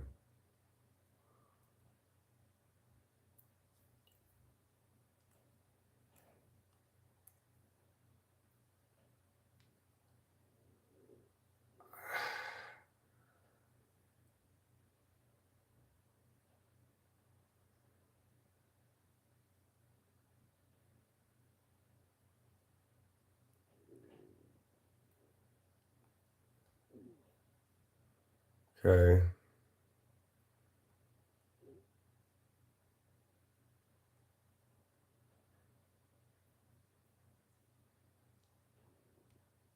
Okay.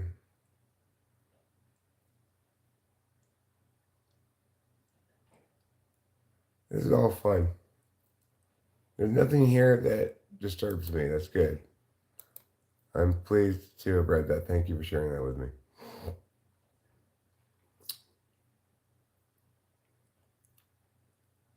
I tell you what, bruh.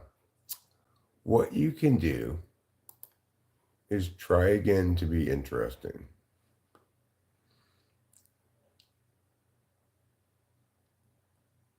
No, you cannot have mod. 100,000 subs with no videos.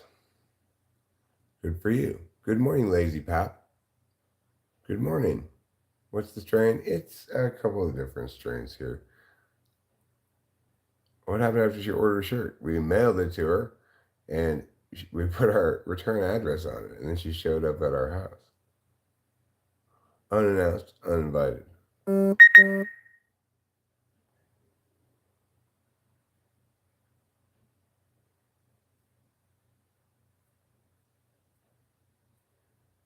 Kaif the second, hello. How are you today. I hope you're doing fine. Meow, meow, meow, meow, meow.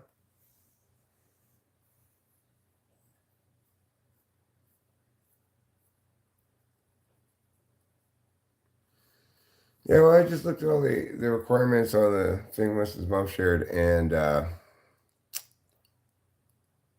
it looks like we are going to meet all those no problem. And we do have to get, we have to get basically like a business permit to do this for the county, but it doesn't sound like it's difficult at all. It may delay us starting this process a little bit, and that's unfortunate, but it's this is all part and parcel of the expectations of doing this. What pleases me, the only thing I'm a little concerned about is the parking spaces.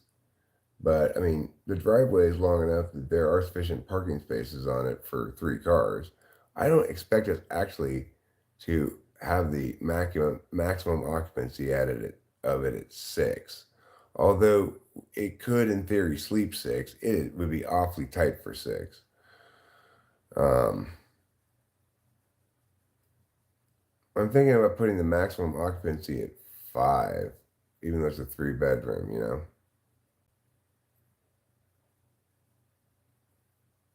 But I don't know. I have to do some more research before I make that determination. Technically, we can make the maximum occupancy 6, but it would be crammed in there with 6 people.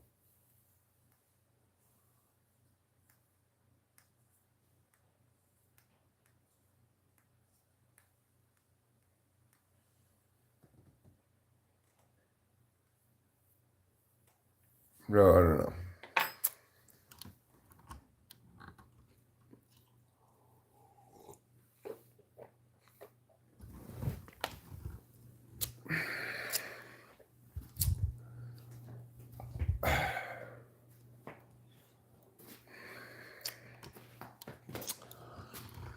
But the thing is, I've got that occupying some of my attention, but I also have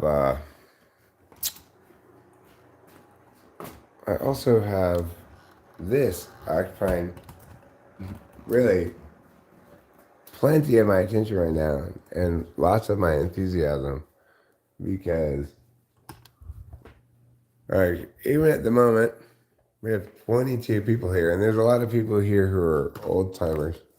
But it's been up to like over 30 already at some point today. I keep seeing new faces. It's exciting. Obviously,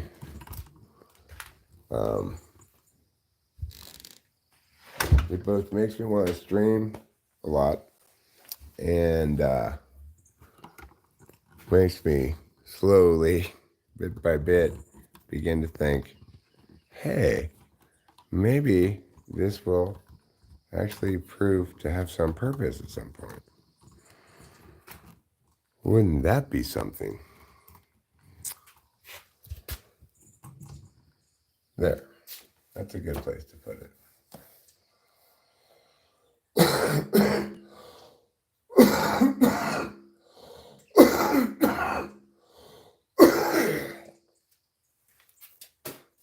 You can hear the COVID residue in my lungs.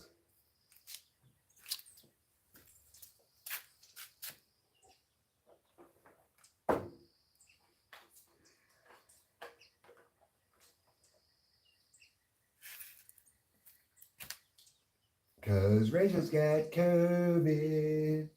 That's why she's staying in bed.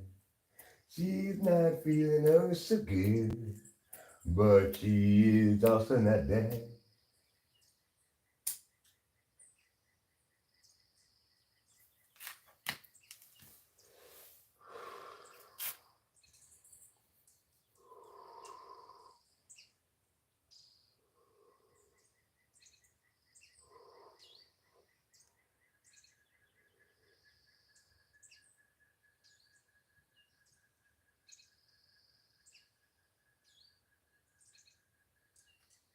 Those bars are twitting to watch.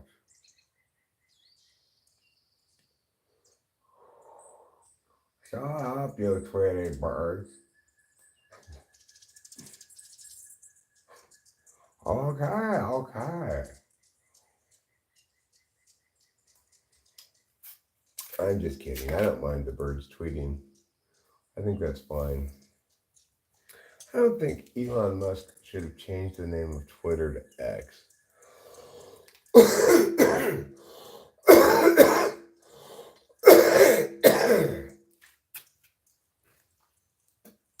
What was wrong with Twitter?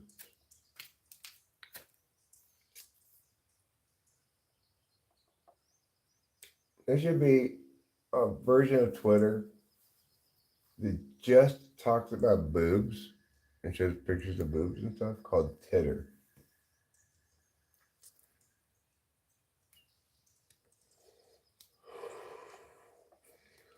Just all tweets about boobs. Hey, check out the boobs on this lady. Like 99% of the tweets are that.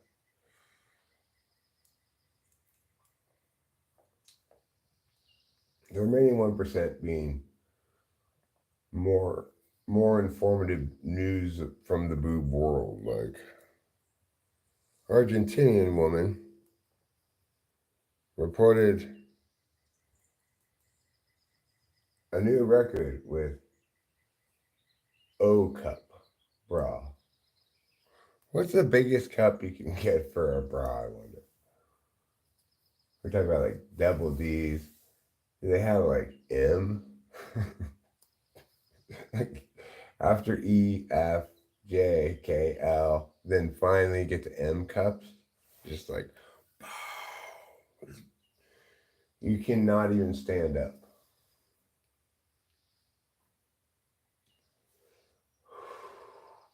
They're like one of those meat chickens that's all chicken breast and just lies there and gets fed by a tube or something.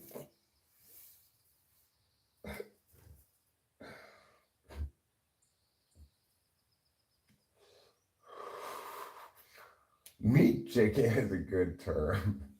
Like there are egg chickens and there are meat chickens. What kind of chicken is that? It's a meat chicken. It's made out of meat. Unlike these egg chickens, are they made out of eggs? No. They're also made out of meat, but they aren't meat chickens.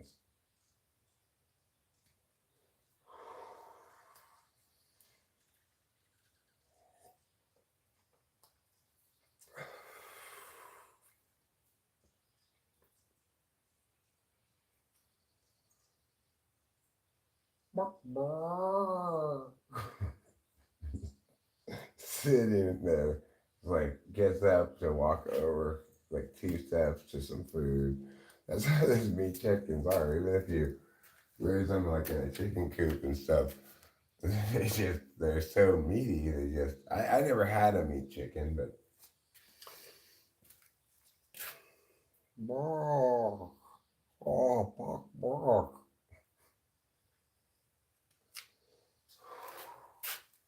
thanks to the miracle of human breeding. I mean, humans breeding chickens, not humans breeding each other.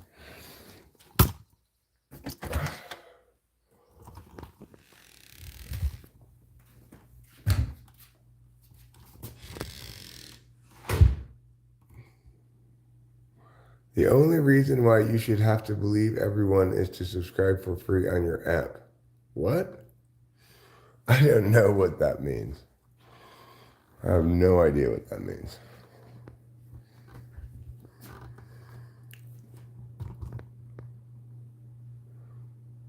The biggest breasts I ever saw were on Morgana, the kissing bandit. She owned a strip club in Arkansas and was famous for running on the baseball fields and pressing her breasts into the players' faces. Yeah, I remember her too. It was back in the wild days of things where people just, like shit just happened like that, and everyone was like, whatever. Nowadays it's like, big security problem. That's good. Everybody freak out.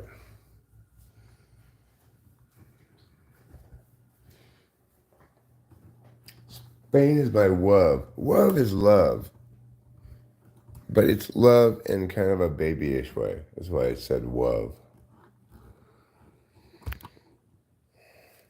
So I'm going to Google what's the biggest bra cup size?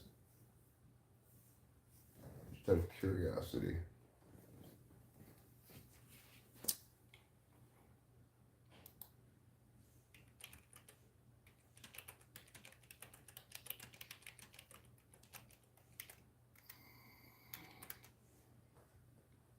H.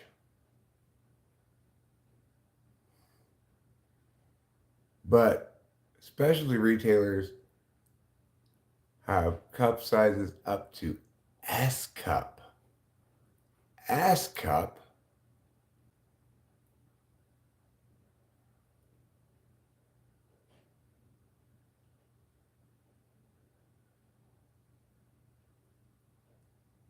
Cup sizes G and above are considered large.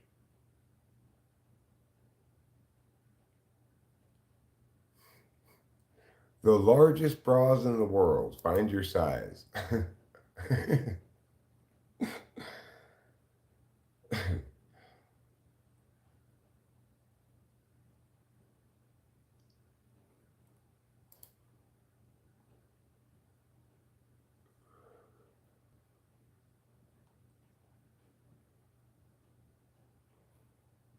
The largest documented case of natural breasts belongs to Annie Hawkins Turner, who wears a bra size.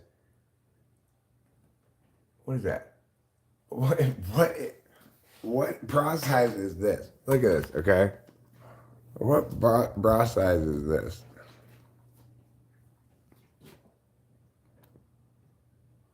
Wait. God damn it. This dumb light thing gets in the way of stuff. 10-2 ZZZ? What kind of a bra size is that? 10-2 ZZZ? That's kind of a crazy bra size. It doesn't sound like a regular bra size. But anyway, Annie Hawkins Turner, she wore a 10-2 ZZZ. Naturally, I'm going to Google Annie Hawkins Turner.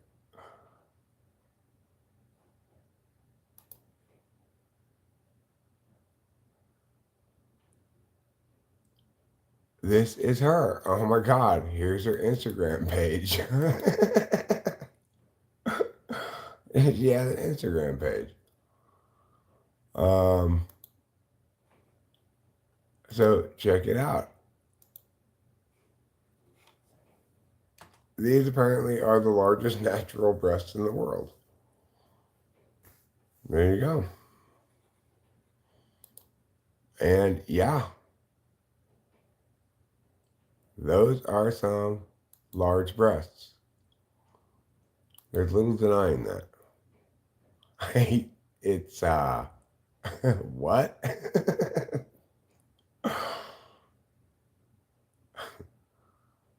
And her thing says literally, it says Annie Hawkins Turner. I have the world's biggest boobs.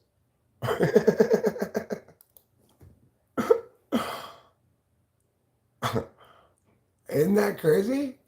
Wow.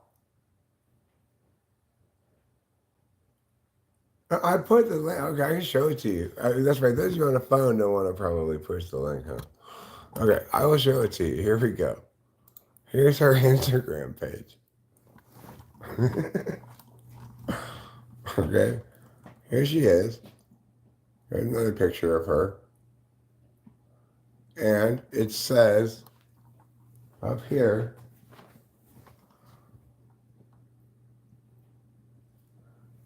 Annie Hawkins Turner, I have the world's biggest boobs.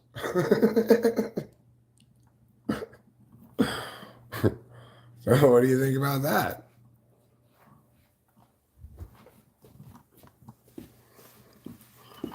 It's like that, I guess for her, sums up her life story. Apparently they are natural, yes. I mean, The way I got that name at all, I googled what is the biggest cup size for a bra, and there's this bra website, and it said the world's largest natural breasts are Annie Hawkins Turner, and she wears a 10 2 ZZZ cup or whatever. So I just googled the name, and there she is. Nope, they are apparently the world's biggest natural boobs.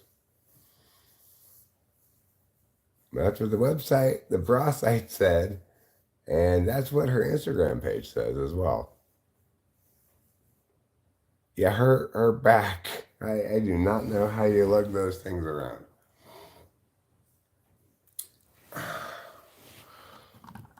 But what's interesting to me is that that's all she has to say about herself. Um, is that what happened? Is that rude? Um, all she has to say about herself and her life is, I have the world's biggest boobs.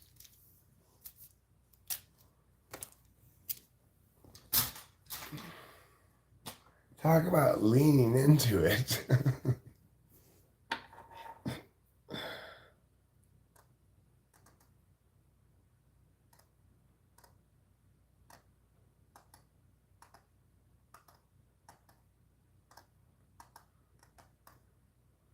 This morning, 8 years ago, Chelsea Charms. So Chelsea Charms also claims to have the biggest boobs in the world? You mean there's currently debate about which of them has the biggest boobs in the world? I need to consume a beverage other than coffee. Uh, Specifically, I think I need to consume some water.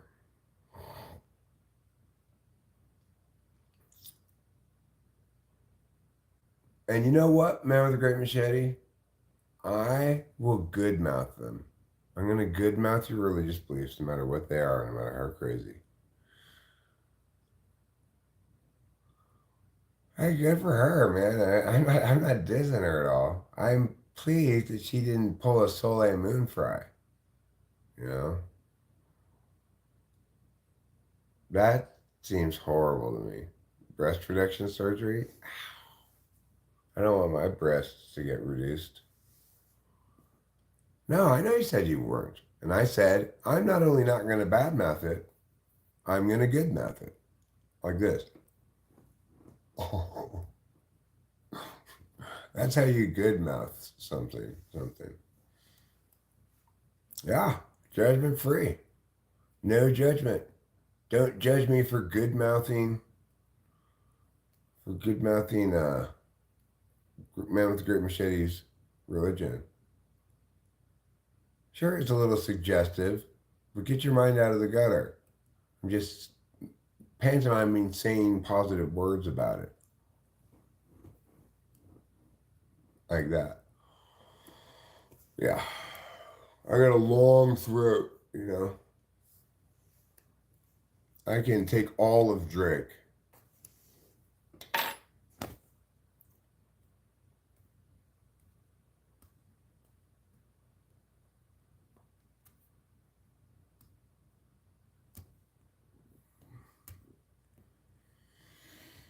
Well, good for you with your typing session. Good job, Isaiah Rude. I wish you all the best with that.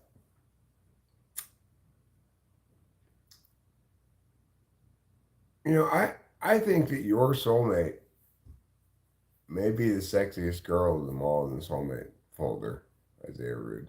You got pretty lucky. You have Carol, right? She seems like either an ESFJ or ISFJ, but she's telling a funny story. Oh my gosh. You have to watch the new Ricky Stanky movie, Stanicky movie, when you get a chance. The boss does these hand gestures that you made me think about. Huh. Oh, right. That's right. Apparently, she's paralyzed from the legs down, maybe, or the waist down. But hopefully it's just from like the thighs down, right?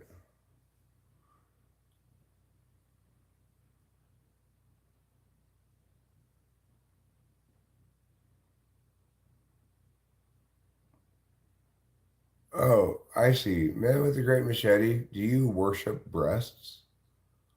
Is that what Sleazy One was referring to? I mean, it's a sensible religion. Nobody's going to dispute that. It's one of the most sensible religions I've ever heard of. Batman says, "Hello, how's your day?" My day is fine. In about 1 hour, I need to leave um, to go to the other house to wait for the septic tank people who are coming to fix the septic tank. You need the calves in working order. You have a bit of a calf fetish. Oh, rub your calf on my face.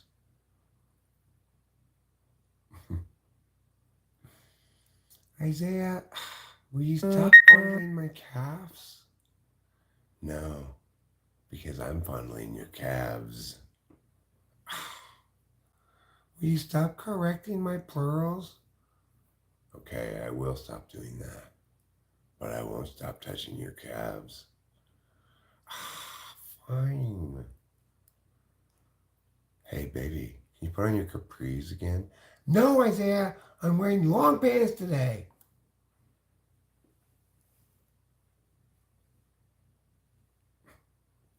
Well, we can conclude, I think, I'm pretty sure, man with great machete, if we do find that the tits are bolted onto the body, that yes, those tits are fake. But I'm not sure that all fake tits are bolted on. So we don't want to draw too large of a comparison. Too large of a conclusion, I meant to say. Um,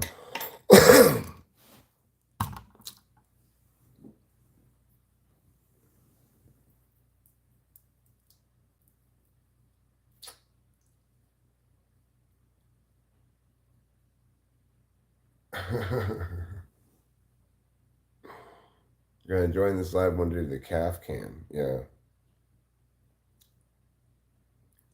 Watch my calf muscles ripple as I walk up these stairs. Oh, my calf is cramping. Could you rub it for me, Isaiah? The slabs. The slabs are the powers that be. It's like the slabs are the yams, kind of in a way. In the song uh, um, King Kunta, the song King Kunta, he goes, "I got the yams." What's the yams? The yams is the power that be. Well, the slabs indicate the way that sometimes the way that life works like this. Life works like skiing, okay? You're going down this path here, and then you have a choice. You can go down this path or this path, maybe a third path. And it's conceivable, but you can't really see very far down the paths. So let's say you go down this path. You can go a little bit down it and backtrack, but once you get a little further down, it's impossible for you to backtrack. The slope presents the course, and you have no choice but to follow. The slabs are the elements of destiny and magical thinking and life and stuff that dictate how things end up going beyond your control. So, for example, the slabs delayed after we bought this house. I was like, I made the decision to let's not do anything further with it until we free up more liquidity. So I had two things in the works to free up liquidity. One from the portfolio, one from this mutual fund thing. But neither of them was in any hurry to happen for some reason. It took like 2 weeks, 3 weeks or something for I don't know, a long ass time for either of those to come through. Finally, it was the mutual fund that did. That was the slabs forcing me to stop, wait, not do anything right now for some reason. My understanding of what that reason is that the slabs have a schedule. I'm supposed to have this important event, like meet with Joe Smith that I've never met before on this date because of this thing that I'm doing. But that won't happen if I am moving ahead of schedule. So the slabs force me to slow down. That's what I mean by the slabs. What's on the plate? That is weed. I think I should put the plate over there. Then everybody would stop asking me about it.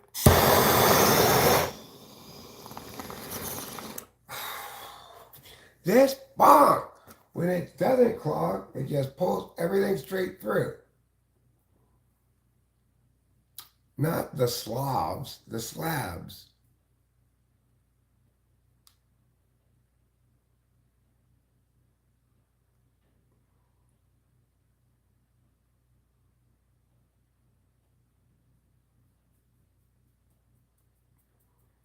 No, that doesn't get you banned, Logan Ryan,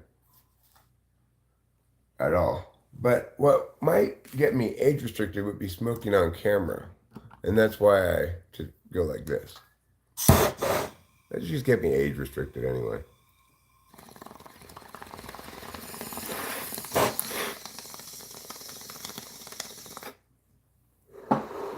We'll get the live stream age restricted, you know.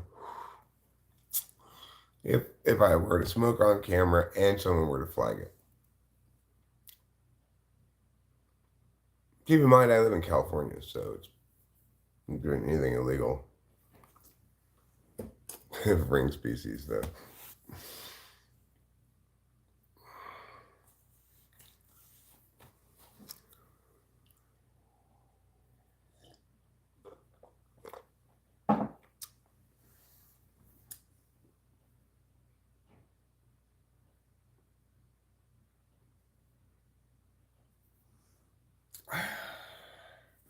Well, you know, Ivar Money came in today with a document trying to explain how change over time could occur, blah, blah, blah, blah, blah. But he was fundamentally still doing the same thing as Horst Womberg was doing, which is, okay, I acknowledge that the kind of evolution we were taught in school isn't true. It doesn't happen that way. It's way more complicated than that. So here's some possible ways in which it could happen. Because we definitely know evolution's true, so we just need to come up with ways possibly that it might be. That's not how things work. You don't do it like that, you know?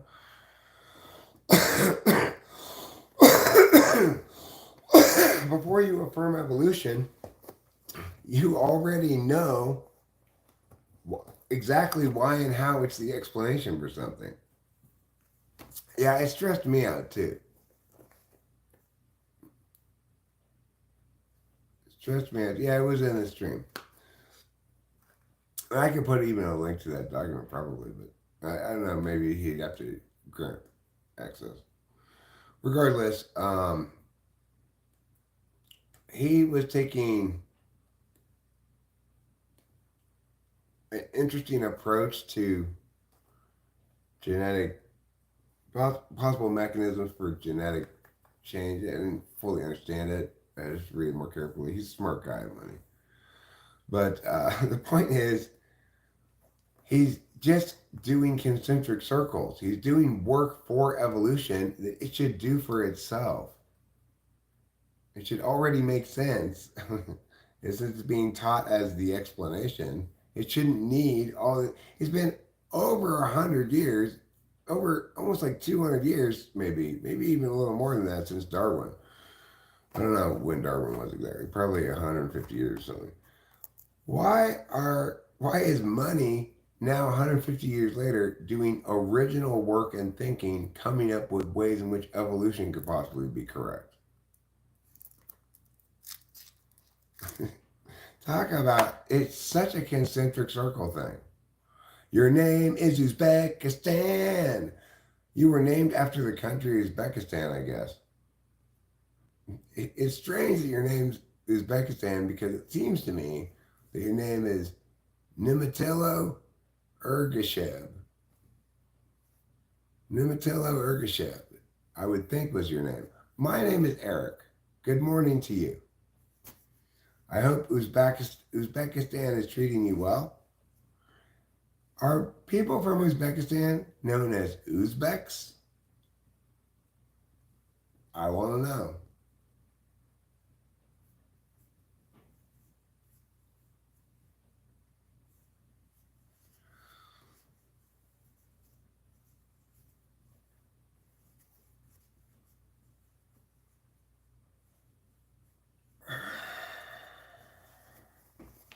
I mean, I think he was hoping that somehow ring species would be sufficient evidence that evolution happens because you've got a living species that seems to have one set, two sides of which can't mate with each other.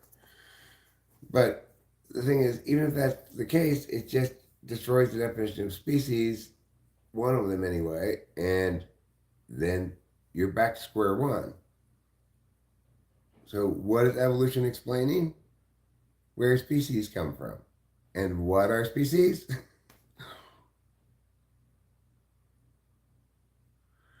I mean, I don't have my own advocacy on this, but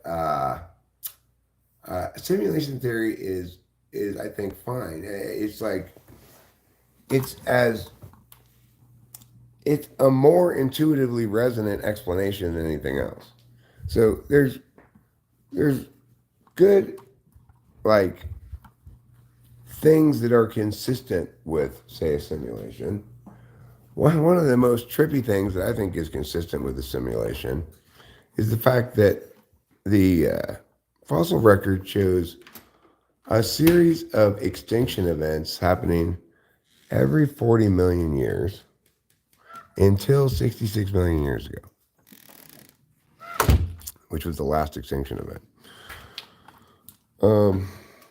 And it seems like, when you think about that, that seems very consistent with somebody playing Sim Earth and using whatever mechanisms that game has to create, evolve, whatever,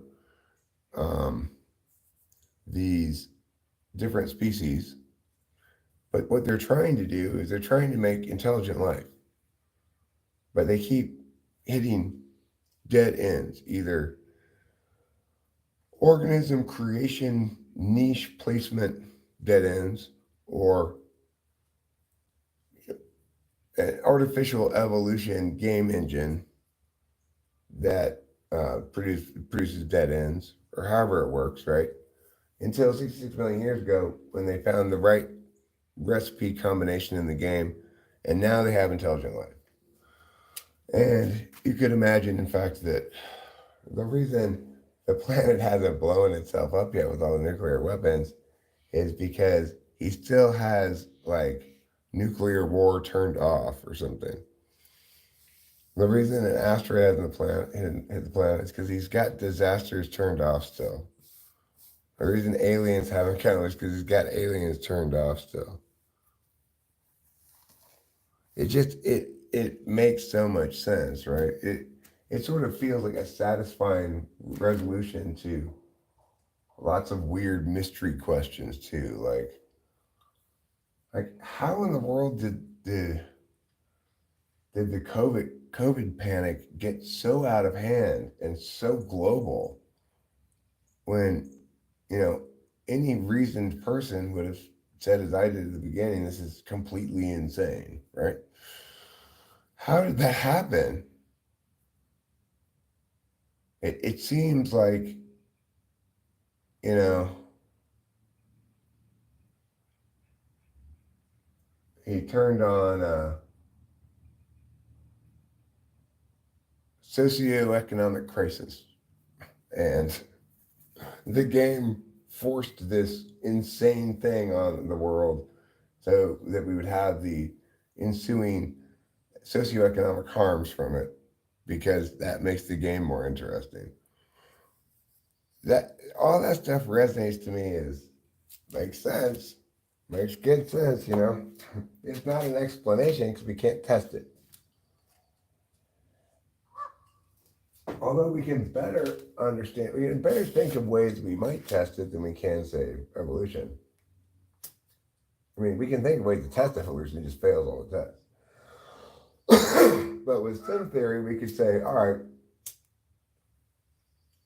well, if this is a simulation, for example, we should run afoul of basically reaching the bottom slash the top of the game's simulation capacity. And you might say that quantum stuff is that. It's the game simulation, you know, we've gotten below where the simulation can meaningfully provide us concrete and distinct scientific information.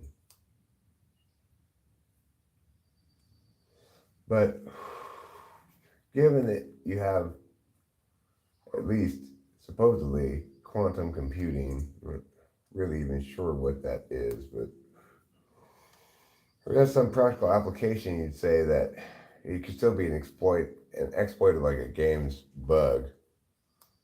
But it's not exactly even a bug, it's like the end of the system architecture, you know?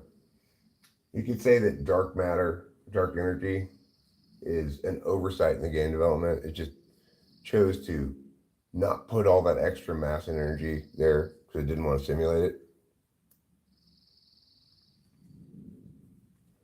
But again, those things aren't real tests, you know, because we have no way of saying, well, if the world were real and not simulated, how would that test look different? Because it looks like it does in the real world. We can imagine a real world in which really there is this dark energy, dark matter stuff, and it wouldn't look any different than our purported test results here. So, in that regard, it's not an explanation either. But it's more intuitively resonant than either evolution or creationism. I mean, creation is fine, but it's just nothing. It's just like, and then God made everything. Okay, well, even if that's the case, I need to know how He made it.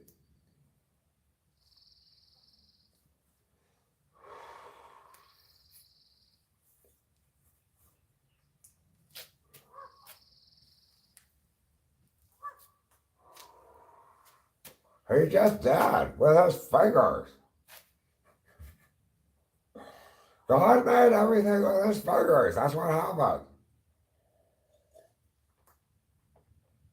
What else do you make things with? Jesus, dumbass.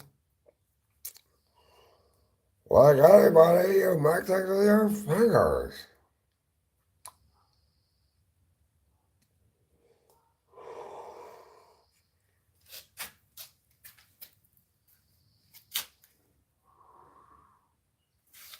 Thing is, what we can't do really, though, of course, like I said, we can't call that something that we affirm as our position because it's not defensible because no way to test it that I can think of.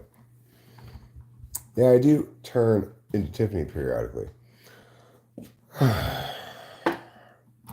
Well, I will say this, but I do not intend to encourage you at all. I'm just a truth speaker. Drunk driving is less dangerous than people make it out to be. I spent decades driving drunk, and I didn't have any accidents, or I never even got a DUI. So it's not that dangerous for everybody, obviously. Of course, the problem is if you increase risk in that area, that correlates strongly with substantial other problems. Like you get badly injured, you could die, or whatever. You could kill somebody else. So it's not that it's that dangerous; it's that the danger involves such high risk that you should really strongly not engage in it.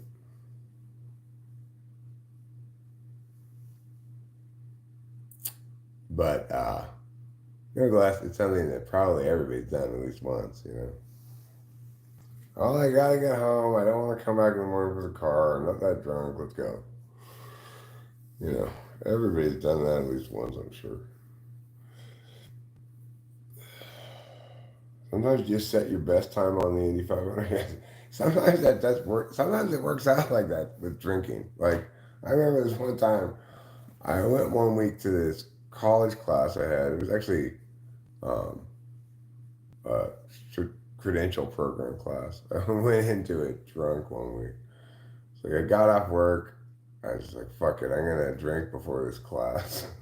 I usually didn't do that, but I did on this occasion.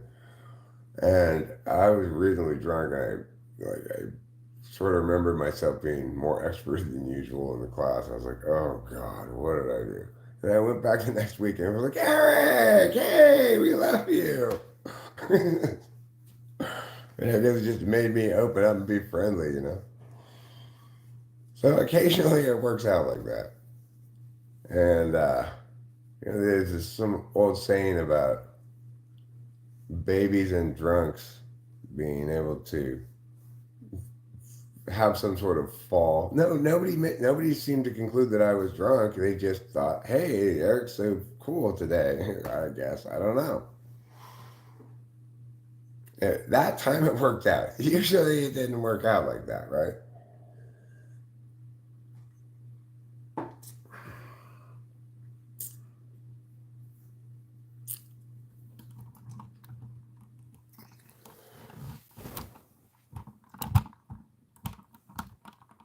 Those kind of things, 80% of the time worked out badly. Okay. But in that particular occasion, worked out well. Probably 90% of the time works out badly.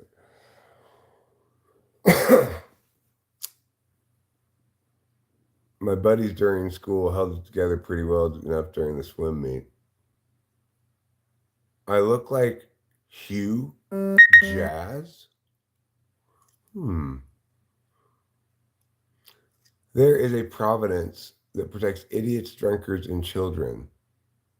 And the United States of America variant, God looks after children, idiots, and drunks. And the USA, Otto von Bismarck.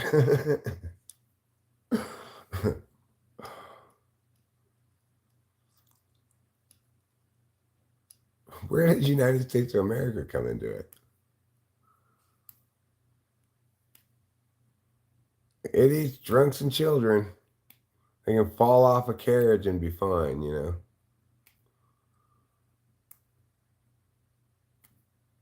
Stop eating drywall. Oh, Hugh Jazz? He got into a fight with Mr. Hawk, first name Mike. And what was the result of this fight, Proto Mechanics? China has new laws. If you have a single drink in your system, it's instant jail time. So I'm sober. I mean, alcohol is illegal now in China?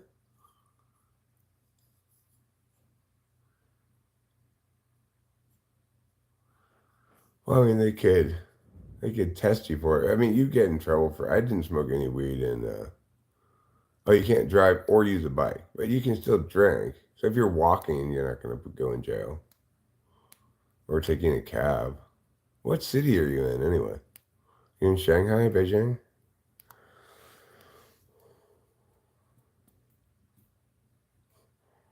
Mr. Hawk won the fight and went on to fight Paul, last name Zach. I see. And did Mr. Zach or Mr. Hawk win that fight? I guess it must be a tournament of some sort. Speaking of tournaments, you know what time it is. It's tourney time, y'all.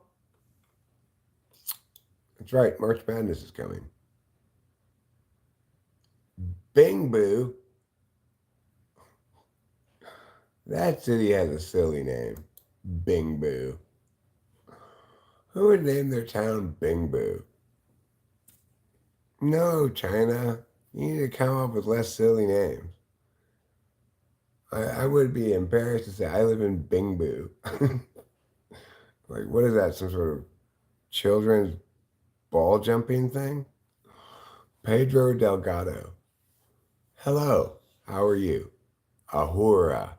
Hello. Hello. Hello to you too.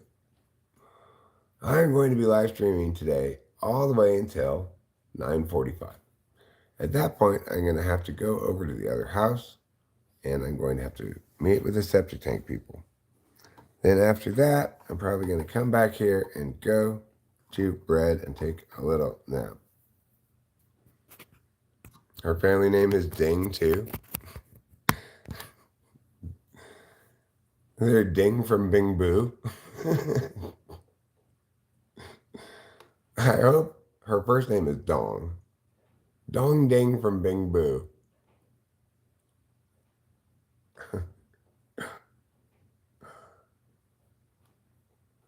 So, do the Chinese people or her is it her family like shame, daughter, you have married a foreign devil, or are they like good job, daughter, you have married up and found a white man? Which one is it? I'm from California. Knows how to party in the United States of America. Low bar Zude Berdayeva. Lobar Zude Berdayeva. Hello. Oh, they're hyped for their visa. Uh-huh. I lived in a town named Tokerville. Really? That's a pretty cool name for a town, Tokerville. Did you toke a lot? Helping me smuggle designer brands back overseas. Ivar tossing them Habibi money. I don't know what Habibi money is. Makes me curious. Let me Google it. Habibi money. Is that like Skibbity Bomber Class, maybe?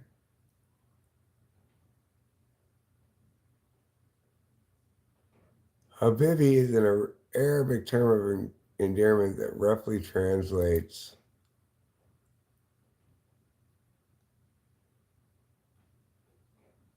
to my beloved or my dear. So it's like a sugar baby? Is that a Habibi? Ahura says, I am from Iran. Hello. Hello to Iran.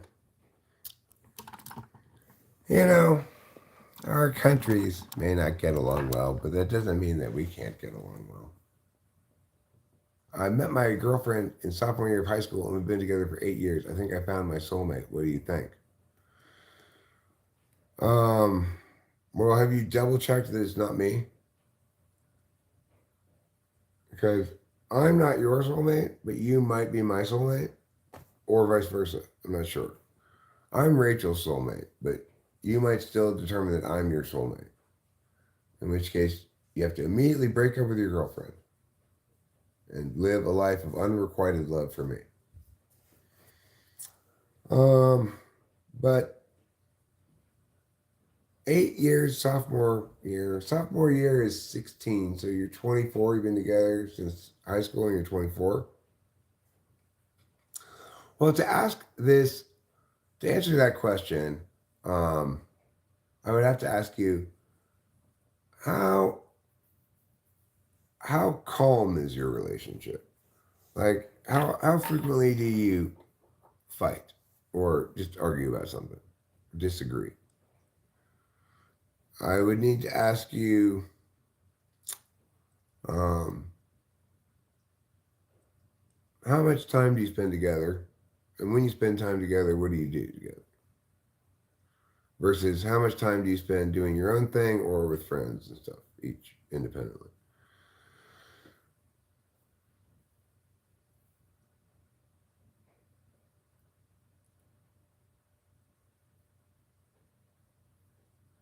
Um, I could draw a picture of D. Kearns' soulmate. Yeah, I could do that. Decurrence, I have a magical power where I draw people's soulmates. I can channel their spirit guides, and they will send me an image of their soulmate in my head, and then I draw for them. So I want you to tell me if, in fact, because the title is about that sleazy one, that's why he's mentioning it. The title of the video has soulmate in it. So it makes perfectly good sense for somebody to say, hey, I'm in a relationship. Do you think I'm with my soulmate? It makes perfectly good sense. All right. We're going to find out right now. If your soulmate looks like this, if your girlfriend looks like this, then she is your soulmate currently. So I'm getting a very clear visual from your spirit guides. Okay.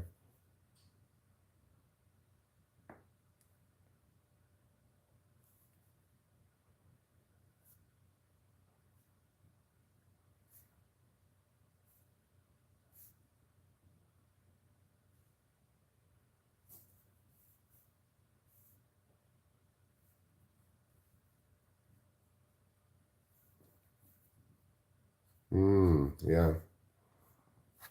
This is a thin-necked girl, a demure woman. She's clasping her hands together.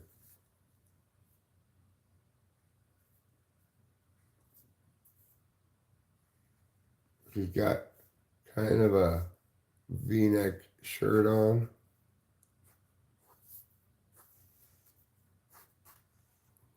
And she's got on quite a short skirt, really, all things considered. She has a total of 2 knees, so that's good. You get the regular number of knees. And she's got some striped shoes on.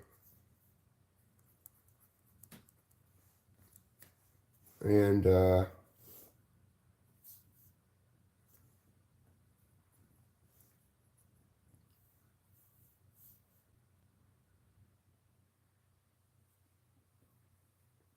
she's saying, squee. Okay, this is your soulmate. Soulmate of D. Kearns. There she is. I'm not going to channel her name because that would be an unfair test as to whether this is your soulmate. No, she has legs. She has legs. Look at it. I'll show you a better view of the picture so you can see it better. So D. Kearns, does this lady look like your current girlfriend? If so, then your current girlfriend is your soulmate. If not, take this picture with you in the world and compare it against every woman you see until you find one that looks exactly like this. And then you'll know you're with your soulmate. Okay. That answers that question. And that's it for drawing soulmates today. I'm not really a huge drawer, you know. But I like her. She seems nice, you know. I did. Is that what she looks like? Squee? Did she say squee? Did she go like this? Squee. Would I ever debate Kylie Blacks? I mean, I debate anybody if there's a, like, you know, I basically debate anybody one time, you know. But I don't know who this person is. She actually does say shit like that. All right, well, congratulations. You're with.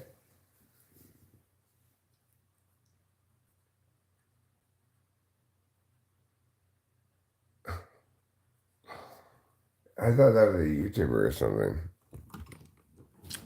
Hi, Mark. Why would you say that? would you say that?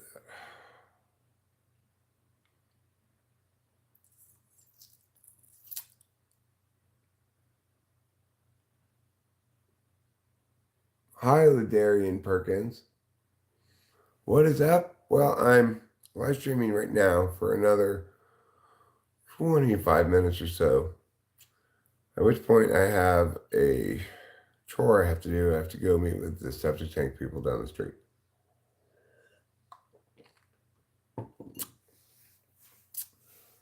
And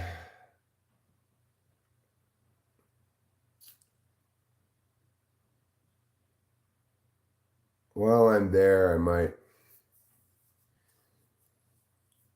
maybe I'll call my handyman guy and see if I can schedule him coming out some point, someday this week to do the gutters and potentially the painting that I want to have done, at least a little bit of it.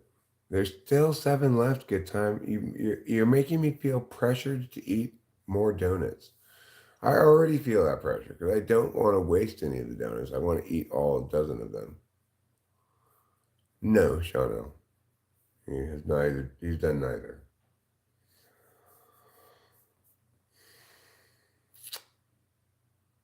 Hi, Rock Harder.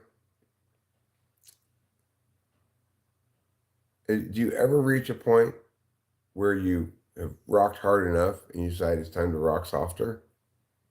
You are watching my stream again. I remember your name. Welcome back. Congratulations. You found it again. It's like the M cave. It's hard to find a second time. Yeah, I have a good handyman.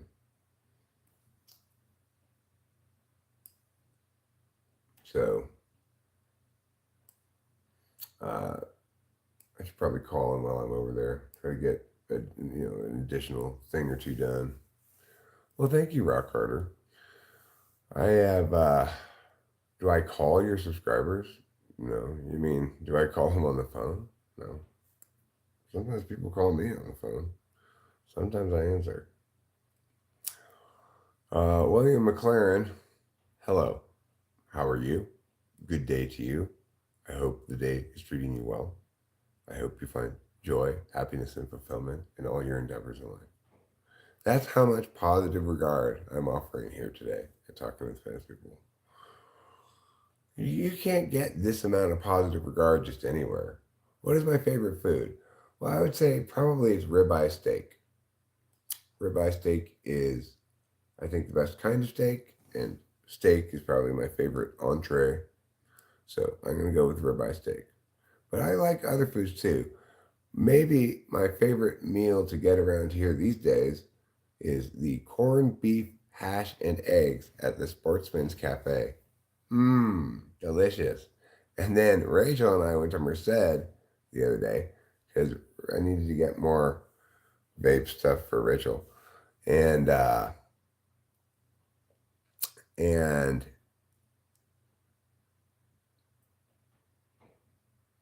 what was I going to say? Oh, and we went to the Black Bear Diner and we got corned beef hash and eggs, and it was so much worse. The corned beef hash was not even, I don't even know why they called that corned beef hash. It was horrible. And what did we get instead of a delicious meal? We got just this terrible failure of an imitation of the Sportsman's Cafe's version of it. So I'm going back to Sportsman's Cafe for it. That's where they do it properly. Gamer, hello. Favorite drink? Well, I like coffee a lot. I also like non-alcoholic beer. I like to drink Arizona half and half light Arnold Palmers. They aren't diet, but they aren't so sugary.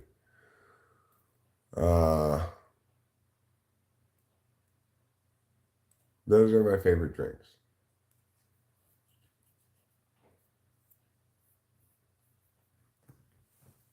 Grapefruit juice. F and GJ. Florida's natural grapefruit juice is absolutely fantastic. Unfortunately, up here in Mariposa, the only kind of grapefruit juice I can get is simply grapefruit. Now, I live in California. I live right near Yosemite in Mariposa County, which is a wonderful, wonderful place to live. Makes me happy to be here. Oh, you've been to a Black Bear Cafe? Yeah, they have them. They have quite a few of them now, I guess. There's quite a few. But, and I normally like that place. I've been there many times to different Black Bear diners. I normally like it. I've never tried to get that meal there before, and I hated it. Congratulations, Snowy Gitver. You did it. You finally did it. You became gay. Even better. You didn't just pass the threshold from normal into gay. You went all the way to the top. Super gay. Extremely, extremely gay. And I am proud of you, sir. I am proud of you and your gayness.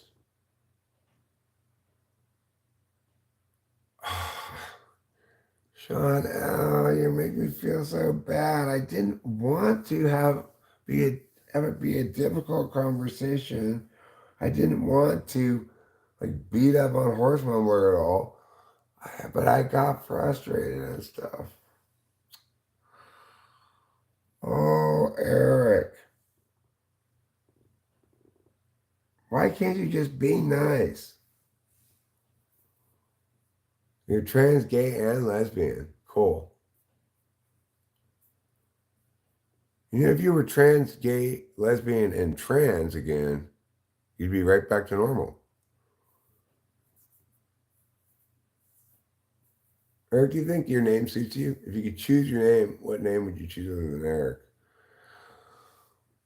Well, I might have to copy this little girl that I had as a student in China.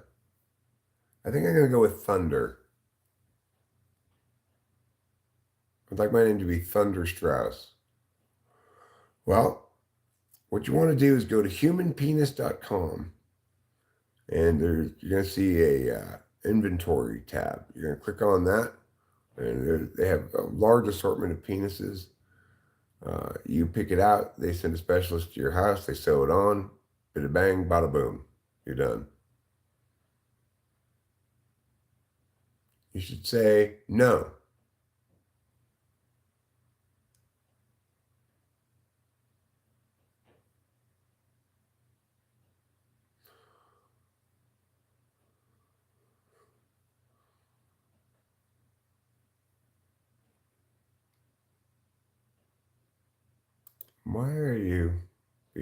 Why are you saying that?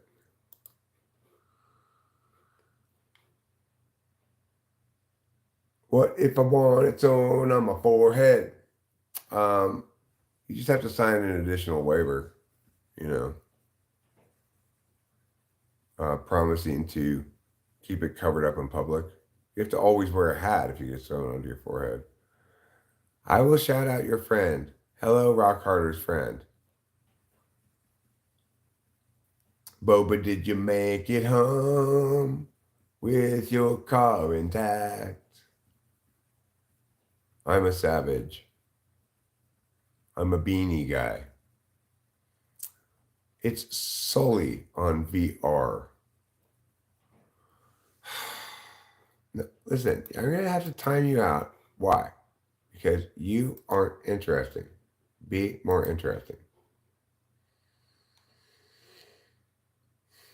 What's the worst judgment you made in your life? Well, see, this is a weird thing because I would have to say marrying my first wife, except it produced my child who I love very much and he was fantastic.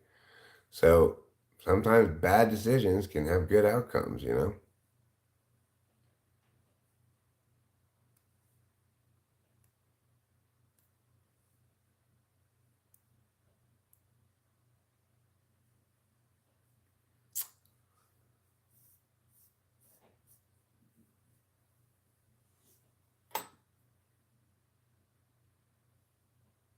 I don't know. I don't know what that means, Rock Carter. I'm curious. True. Um, Thanks, Rock Carter. You should check out my other channel called My Life as a Fake Deaf Person. On my other channel, I explain how people discriminate against me because I'm a fake deaf person. They say that's offensive.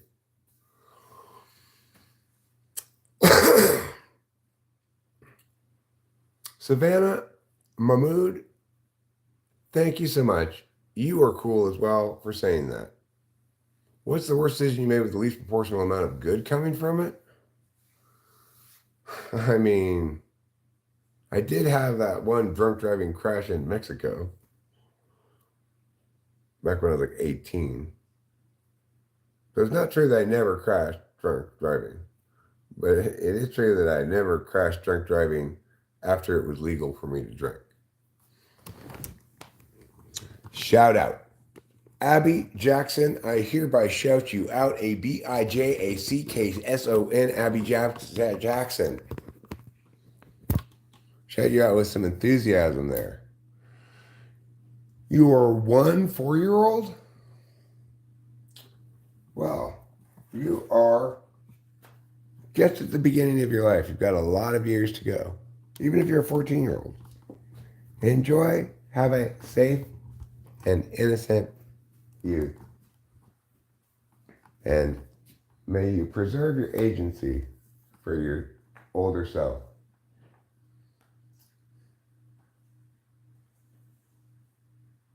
Your high score is 3-year-old. You've never scored higher than 3 years old on any test. Well, here's your developmental test results, sir. I'm sorry, but developmentally, you are a 3-year-old. You're Nordy, hee hee hee hee hee. Good for you, Nordy. Who's Lou Sassel? Oh, wait a second, Ivar. Did you mean that to sound like loose asshole? Ivar. You are up to no darn good. This is a family show, okay? We don't use words like that around here.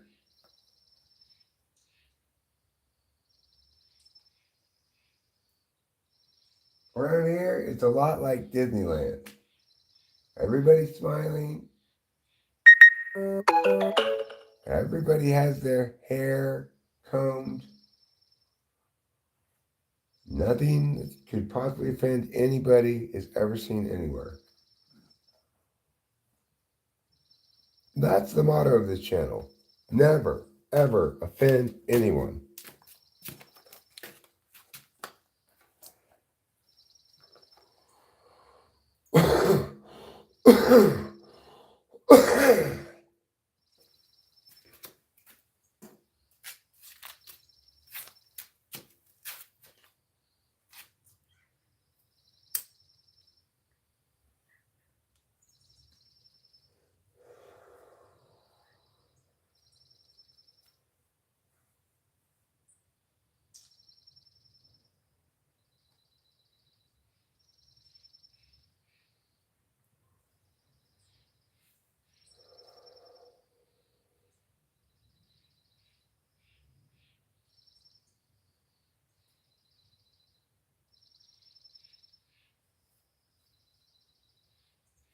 And I really wanted to be on top of stuff. After I go to the septic tank, people deal with that.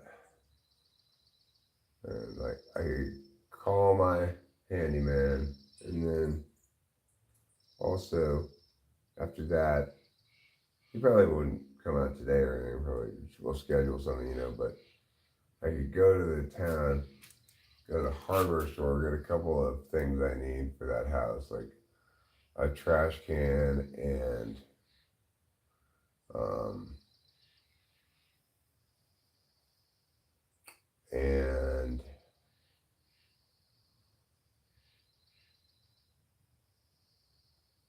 a couple of trash cans maybe, but also get cash out so that I have money to pay the handyman when he does come. Although if that's like next week or later this week, it's not that urgent.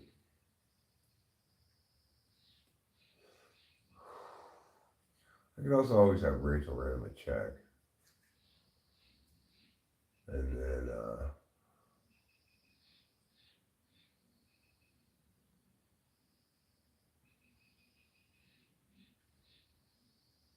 then PayPal her the money for it. Anyway, just musing about boring practical TE stuff that they're gonna do. But you know what? It's not that boring really. It's kind of pleasant. It's like I don't mind doing completing tasks that are finite, and once they're completed, it unlocks meow happening. No, that's kind of work is fine. Uh, I'm not exactly doing work. I'm just taking care of things.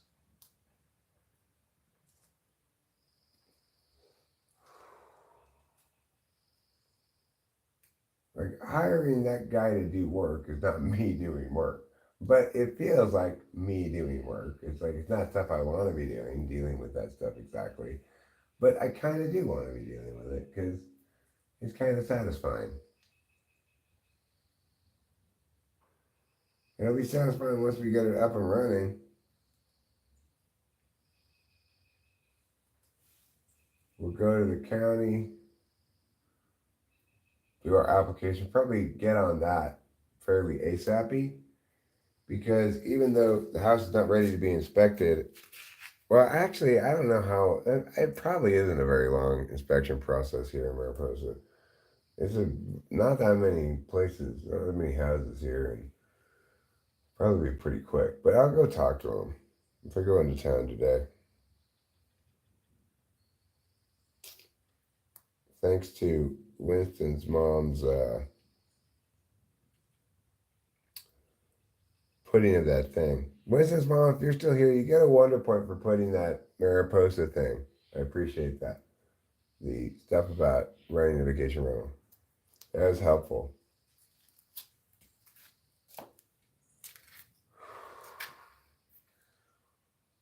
So I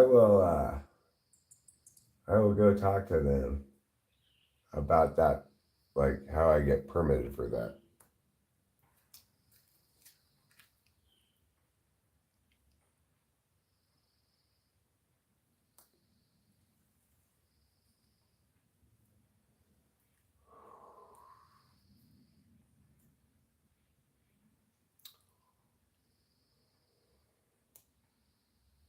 It's a small 3 bedroom.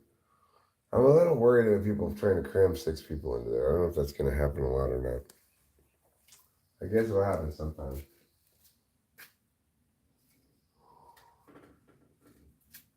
I think it's perfect for like a couple and 2 kids. Each kid can have their own small bedroom. The couple can have a relatively small bedroom. I mean, they're all small bedrooms.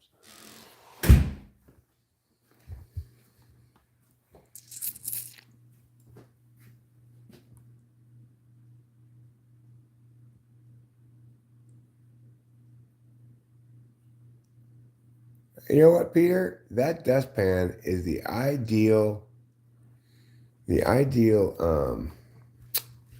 ashtray. It's a metal dustpan, so you can just put butts out there. You can leave the butt. You can return to the butt, and it's in good condition.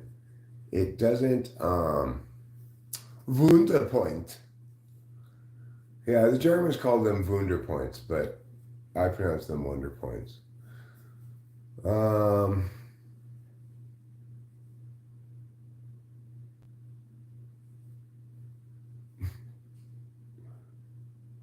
Why don't I speak a little Spanish. I'm American gamer. We all speak the same thing. We speak English and a little bit of Spanish. Okay? Buenos días. Bienvenidos a Taquiendo de Femeninos y de People Lopez. Me llamo es Puesto Enrico. I can say plenty of Japanese words, but I definitely can't speak it. Wakata, wakarimashita. Arigato gozaimasu. I can say lots of other Japanese words. Wunderpunkt. Wunderpunkt. I like that. So let's go. I don't know that many Japanese words. Sayonara, sure. Moshi moshi. You say moshi moshi when you answer the phone. Ohayo. Good morning. And os. When you do that. Osh. When you slap your face. Atakimasu. For eating. You know. Kage no bushin jutsu. Shadow clone jutsu. Gamer speaks leet, Shano. L33T. Deal with it. You're a noob. He's leet, okay? Deal with it. Speaking the language of the internet just mostly involves skibbity bombaclats and riz and gyat, you know? I've learned since I've been on the interwebs recently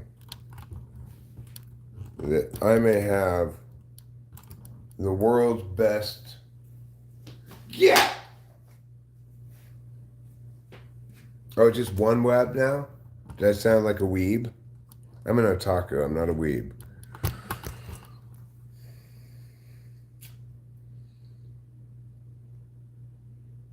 On God. Do you mean oh God?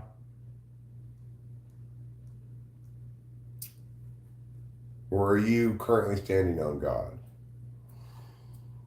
Let's see, we got 6 minutes left until I go. I do need to eat something, it's true.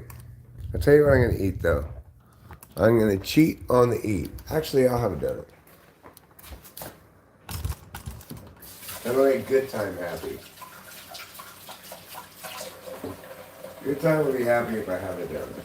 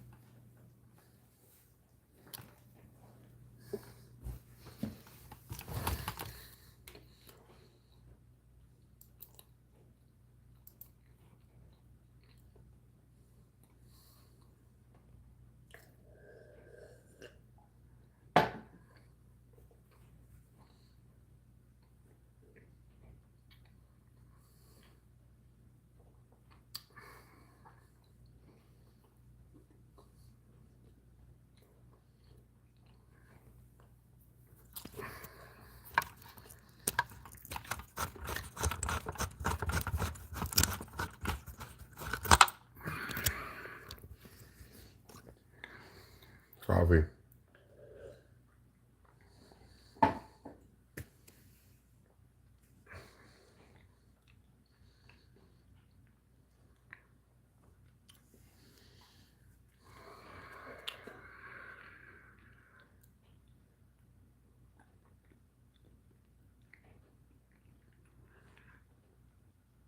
Gang talk? What's gang talk? Is some Korean thing?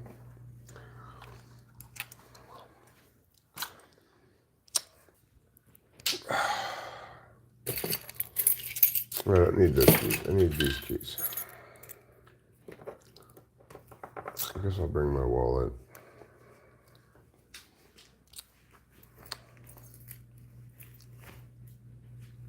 I need to get a jacket. Thanks, Judah. Well, we're about to go out together in my little wilderness car.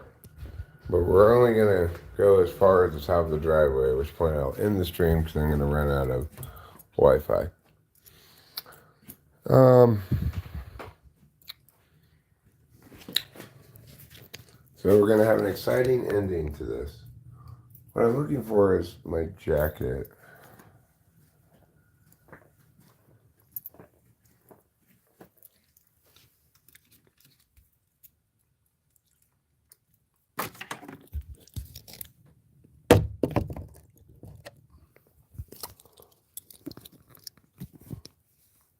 I've got just a little holder thing here rather than the tripod, which means I have to figure out how to balance the weight of it.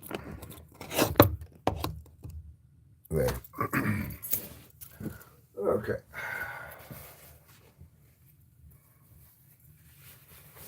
Got a jacket. It's a little brisk still, so I think I'll also put on this hat.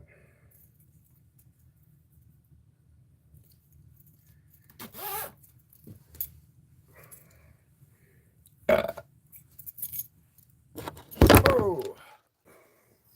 Sorry about that. I thought I lost you there for a moment. All right.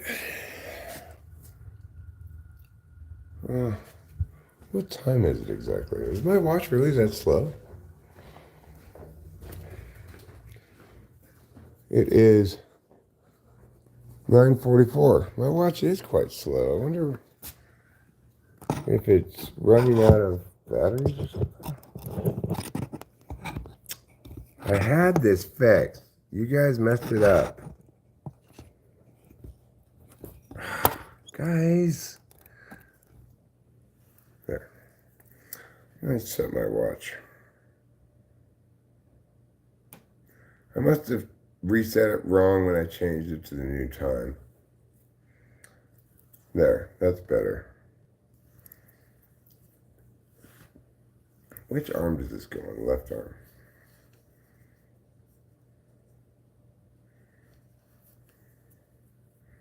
Okay.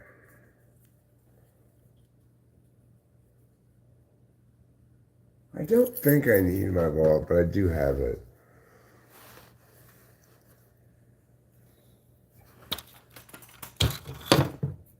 All right, here we go.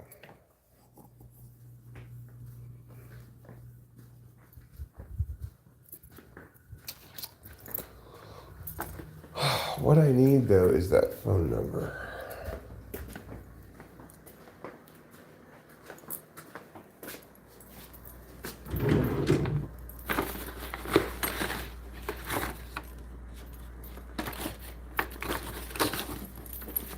Where did I put all that stuff that was over there before?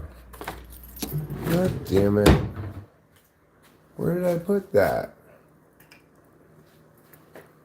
Well, I'm not going to find it right now. I don't even know where I put that. Whatever. I'm not going to be able to call that guy right now. Forget what his name was. I think I might have his number saved in my phone, though. Maybe I put him as handyman or something. His name Chris? Yes, the funny thing is I ran into him at the supermarket a couple weeks ago. I was like, oh, I actually I'm going to probably call you soon. I got this stuff I need done. I have your number still. It's all in the fridge. It was not on the fridge.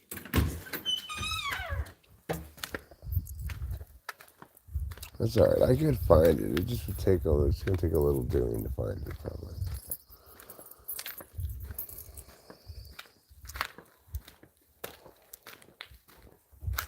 I have to go get this thing.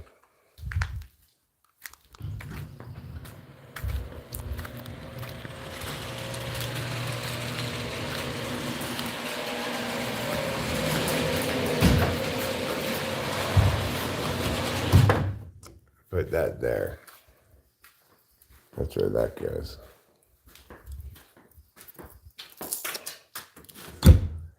Oh, my little wilderness car. My little wilderness car. Meow, meow, meow, meow, meow, meow. Meow, meow, meow, meow, meow, meow, meow, meow, meow, meow, meow. Meow, meow, meow, meow, meow, meow. My little wilderness car.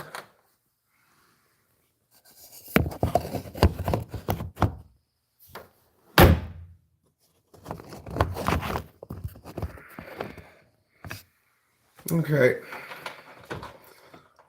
Put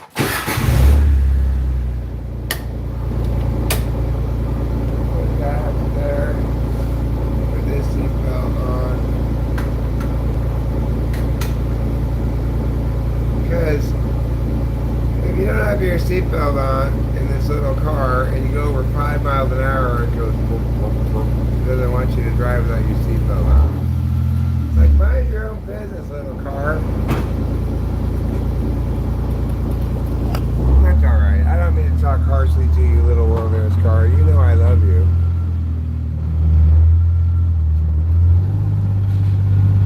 You make me feel like a real Mariposan.